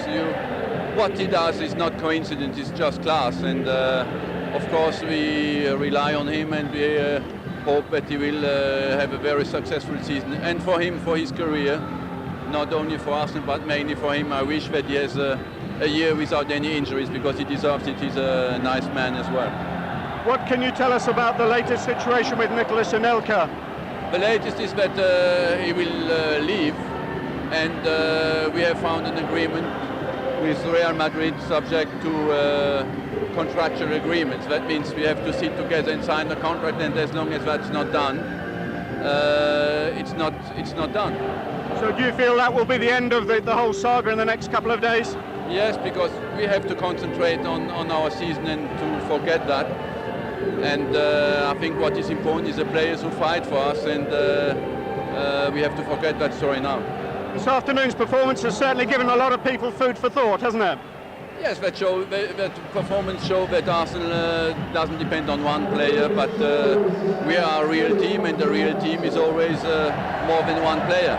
Arsene, many thanks. Well done. Yeah, very well spoken. Arsene Wenger with Nick Collins. Nigel Winterburn, the skipper today, with the first trophy of the new season. I think he's enjoyed his day out. I wonder if it's something to do with the weather, mine. And there's one that Frank McClintock made earlier. So the Charity Shield is Arsenal's. Manchester United beaten here by 2-1. Lou Macari's with us. I know we promised we wouldn't mention him again, but we've got to briefly. It would appear that the saga is over, that Nicolas Anelka is on his way to Real Madrid. Didn't miss him, Richard, did they? No. They've discovered a new star in Kanu. Absolutely brilliant right throughout the game. I'm surprised he didn't get the man of the match, but it's probably a wonder David Beckham goal that's passed him. He was brilliant, everything he did. First half, he was involved in a move, he had a cheeky back heel, put one of his own teammates in the second half, played a part in the goal, took the penalty kick, cool as you like, in the back of the net, turned to the Arsenal crowd, and that's the moment I thought, well, you know, a new star has arrived. Like Cantona did. Remember, he would wait for the keeper to go. Kanu did that, didn't he? He did. Cool as you like. I mean, I think he's 20. 23. 23 is he, sorry. 23, I mean, first time, I would imagine first time at Wembley. Put the ball on the spot, picked his spot, cool as you like, back of the net. Good job he wasn't playing at Villa Park then, eh? Well, yeah, we wouldn't have got to Wembley. 103 the temperature when they stepped into the arena today. United unbeaten this calendar year, 33 games coming into this match. They might not be counting it, but I'm absolutely certain that the bookings count. Sending off would have done. This was a competitive match. They lost it 2-1. Early signs of some wobbles as well, Lou, at the back. We mentioned it at half-time, and I'm sure we will again during the course of the season. Yeah, well, Ray Parlour was a threat to United right throughout the game. We haven't mentioned Ray up to now, but he whipped in some wonderful crosses and obviously scored the winning goal, had one that hit the post, and his contribution wide on the right was tremendous. But there were a few anxious moments in United's defence in the first half with those crosses. I just felt, you know, a little bit of indecision between Mark Boyes and his defence. And David Beckham, well, magical at different times today. The cross there to admire, the attempt to win the penalty, not, and the reaction of Nicky Butt, not. Martin Keown furious. They both were booked during this incident. Nicky Butt could have gone, couldn't he, for that? Well, in a league match that would have been off you go and have an early bath, I'm afraid. Cole and York smoothly back into the groove for an hour or so. Yeah, and you know, the game could have gone either way. In the space of 2 minutes, Dwight York had a great chance that he missed, and then a minute later Andy Cole missed a similar, equally as good a chance. On another day, you know, it could have been United in front and they would probably have gone on to win the match. But it was Arsenal's day. Now, we all knew what was going to happen here. Alex Manninger knew what was going to happen there, but he couldn't do anything about it. David Beckham with United's first. The ball plainly over the line. York, we heard from at half-time, said, yeah, I knew it was too, but he did what a striker should and score. Or at least put the ball back in the net. If we hadn't seen David Beckham do that on so many occasions, we'd be marvelling over this goal for the, you know, for the rest of the year. Well, we should be, Luke, because it was a fantastic strike. But we've seen it so many times, Richard. So that was 1-0, but Arsenal refused, as Arsenal do, to give up. Signs as Ray Parlour hit the post. Here's the big fella, look. He's almost one of those that's got it on elastic around his feet, hasn't he, the ball? He's a happy footballer. When you watch him play, he runs about, he looks happy, he scores a goal and obviously shows he's happy. Total contrast to the guy he's replaced, who I won't name.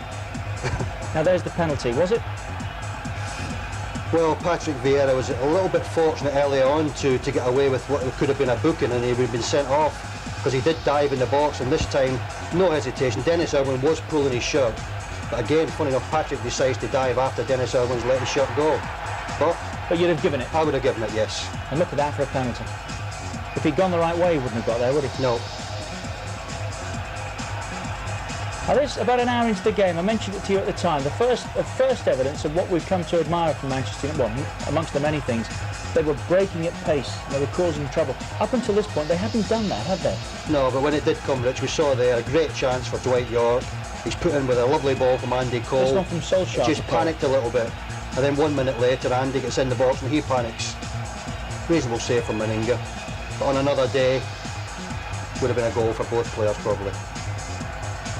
It's a horrible American piece of phraseology, but offensively, they'll miss Schmeichel as well, won't they? Well, without a doubt. I think there was a number of occasions there today where you felt the big fella, if he had been there, it would have been a little bit different. Here's the winning goal from Ray Parlour, made by Kanu. Served up on a plate by Kanu. Beautiful ball through, wasn't it? Lovely. The weight of his pass there, I mean, he's holding the United players off, comes through, lovely little pass into the path of Ray Parlour and into the corner of the net. When I was saying to you earlier in the programme about goalkeepers, how important they can play, that is something that Peter Schmeichel just might have saved that. I'm not saying it was saved, big and he'd frighten he's people. big, you're coming through and you're facing this big 6-foot fella. No disrespect to Mark Bosnich, he hasn't got the presence of a Schmeichel, and that presence just might be missed this season. And don't worry about whether this is taken seriously or not. Once these two teams get here, it is, isn't it? You want to win it once you've arrived here. Yeah, I mean, there was 5 bookings. I think that indicated how serious they were taking the game. David Beckham could have been, and probably should have been, sent off. He was in the booking in the second half. Fortunately enough, the referee was lenient, called him over, and spoke to him for about 30 seconds. You thought actually he'd shaped I did. I thought David Beckham was heading for the tunnel. And I think David Beckham thought he was heading for the tunnel. And as I mentioned earlier, Vieira, he could have gone off as well. So, yeah, it was serious, it was competitive, and it was a good game. Well, it was all going both Beckham's and Manchester United's way for a while. It was one for Brooklyn to remember, as you will see from the evidence on the boot. Look. And he did his stuff with him as well. Fantastic strike, great technique. Anywhere else in the world, if we'd seen that on a football programme, you'd be out of your seat, wouldn't you? Yeah, and you should be, because it's a fantastic. And he had easier chances after that in the second half from nearer the goal, and either it was deflected off an Arsenal player or he shot wide. And the hardest one of all, he manages to put in the back of the net, and we will say again, he managed to put it in the back of the net. Yeah. Cole made sure. But as I said at half-time, one of those occasions when you've got to drive the decision. That's Beckham's goal, and so it should be as well. So that's 1-0. United, for the first time, did Martin say, since 1993, in front, but lost. The equalising goal as a result of the penalty. Arsenal had been threatening. Parlour hit the post. Kanu went close. Little tug there. You're right, he went down afterwards, but there was enough of a tug to make it justifiable, wasn't there? Yeah, and Dennis started to complain to the referee. He made his way to the referee, but then when he got near him, he sort of said to himself, well, I did tug him, so what am I complaining about? And the referee made the right decision. That's a great kick. That Brilliant. Really is. And he had a hand, of course, as we said, in the winning goal for Ray Parlour. Lovely control, brushed people aside. Great ball through. I have to say, looking forward to seeing him this year, Louis, already. Yes. He's one of those players, Richard, you think is not in control of the ball, and he holds people off, he runs with the ball, you think he's going to fall over it, but he knows what he's doing, and that pass there was lovely, you know, it was lovely weighted in the pass of Ray Parlour, and he, you know, found the back of the net. Here's Alex Ferguson, sorry to interrupt, he's with Nick Collins. Well, Alex, was this afternoon's result a reflection of just how close you and Arsenal are? Well, I think we are close in terms of the last 2 seasons, and it was one of these games which I never felt we were going to lose it, but they got a penalty kick and they got them back in the game, and I think after that we deserved to win it. How much of a part did the hot weather play? Were the conditions really tough out there? It definitely has an effect on some players, and probably the pattern of the game or the speed of the game. It tended, I thought, when Arsenal got in front of the last 15, it was difficult for us to get back then.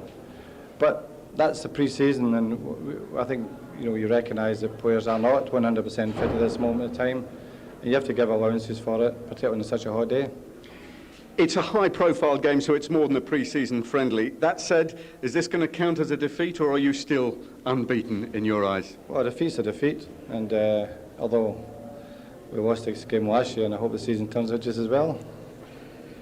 There was a flurry of bookings in the first half. Do you think there's a clear message, perhaps, that referees are going to be very tough on dissent and players talking back at them?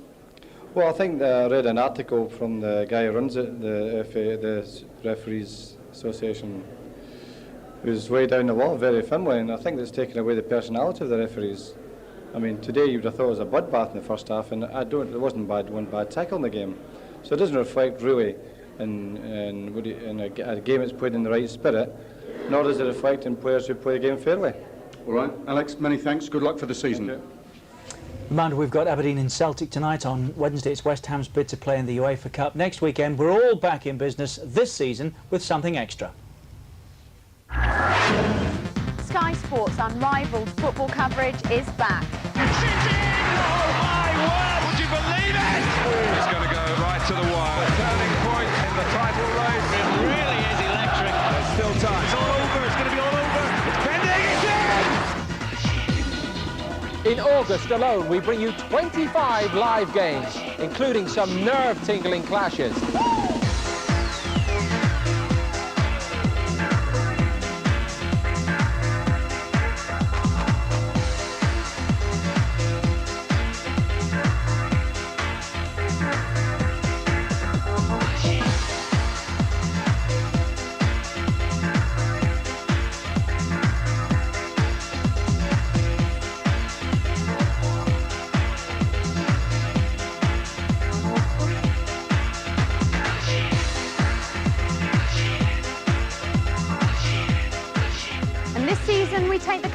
Even further. With a new sports channel, Sky Sports Extra on Sky Digital. It's another first. This new channel brings interactive football to your screens for the very first time. And this time, you call the shots.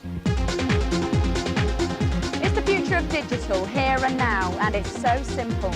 Select channel 404, Sky Sports Extra.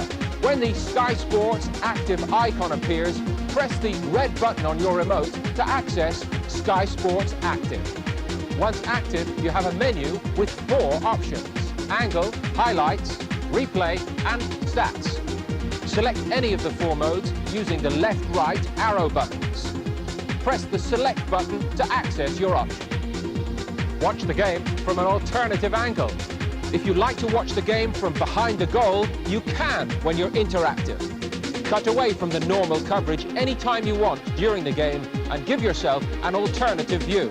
The main view remains on the screen at the same time with up-to-date sports news with the Sky Ticker Tape. Join the game late. Select highlights and you're updated with the best of the action and goals so far. A close call, a great bit of skill. Want to see it again?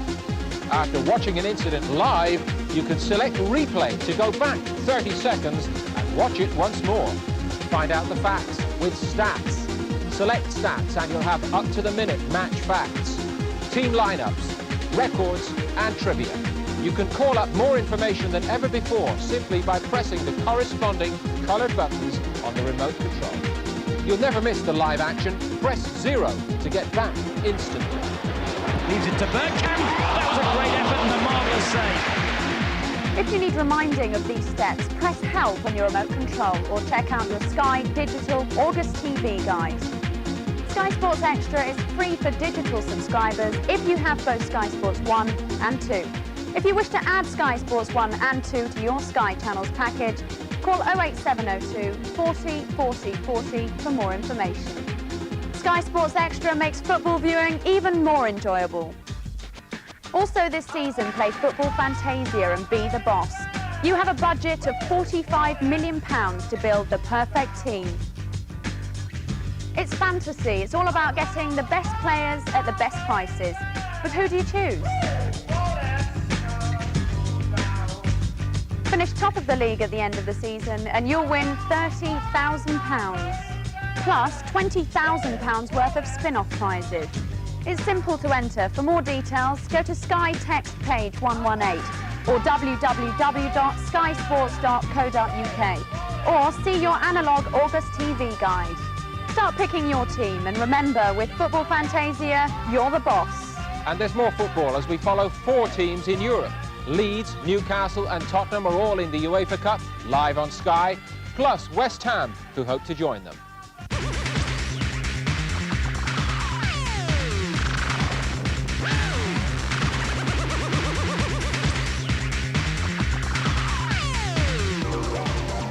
It's interactive. It's exciting. It's easy. It's the future, now on Sky Sports. It's terrific wherever it's happening. Whenever it's happening, you'll see it here on the home of football. Big thanks to Lou Macari today. Appreciate it, Louis. Football to come, incidentally. Aberdeen Celtic tonight at 6 o'clock over on Sky Sports 3. John Barnes and Kenny Dalglish in charge for the first time at Celtic. That's tonight from Pittodrie at 6 o'clock. And West Ham's bid to play in the UEFA Cup this season continues Wednesday night. And David Dein, incidentally, has just said that Arsenal have accepted a bid for Nicolas Anelka from Real Madrid. Good. See you next time. Goodbye from Wembley.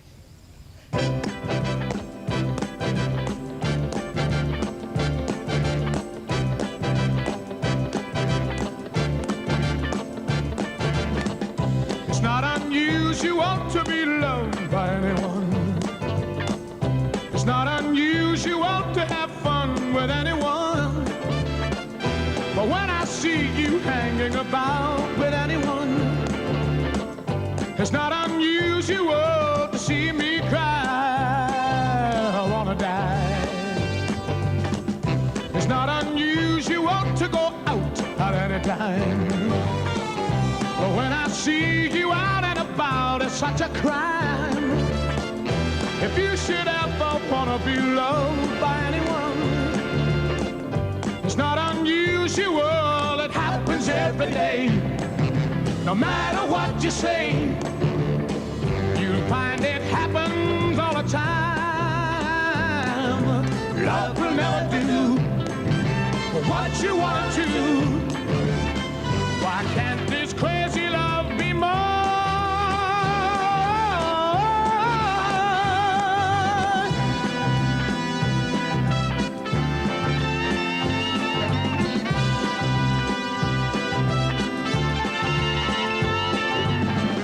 It's not unusual to be mad with anyone. It's not unusual to be sad with anyone. But if I ever find that you've changed at any time, it's not unusual to find that I'm in love with you. Oh, oh, oh, oh, oh, oh,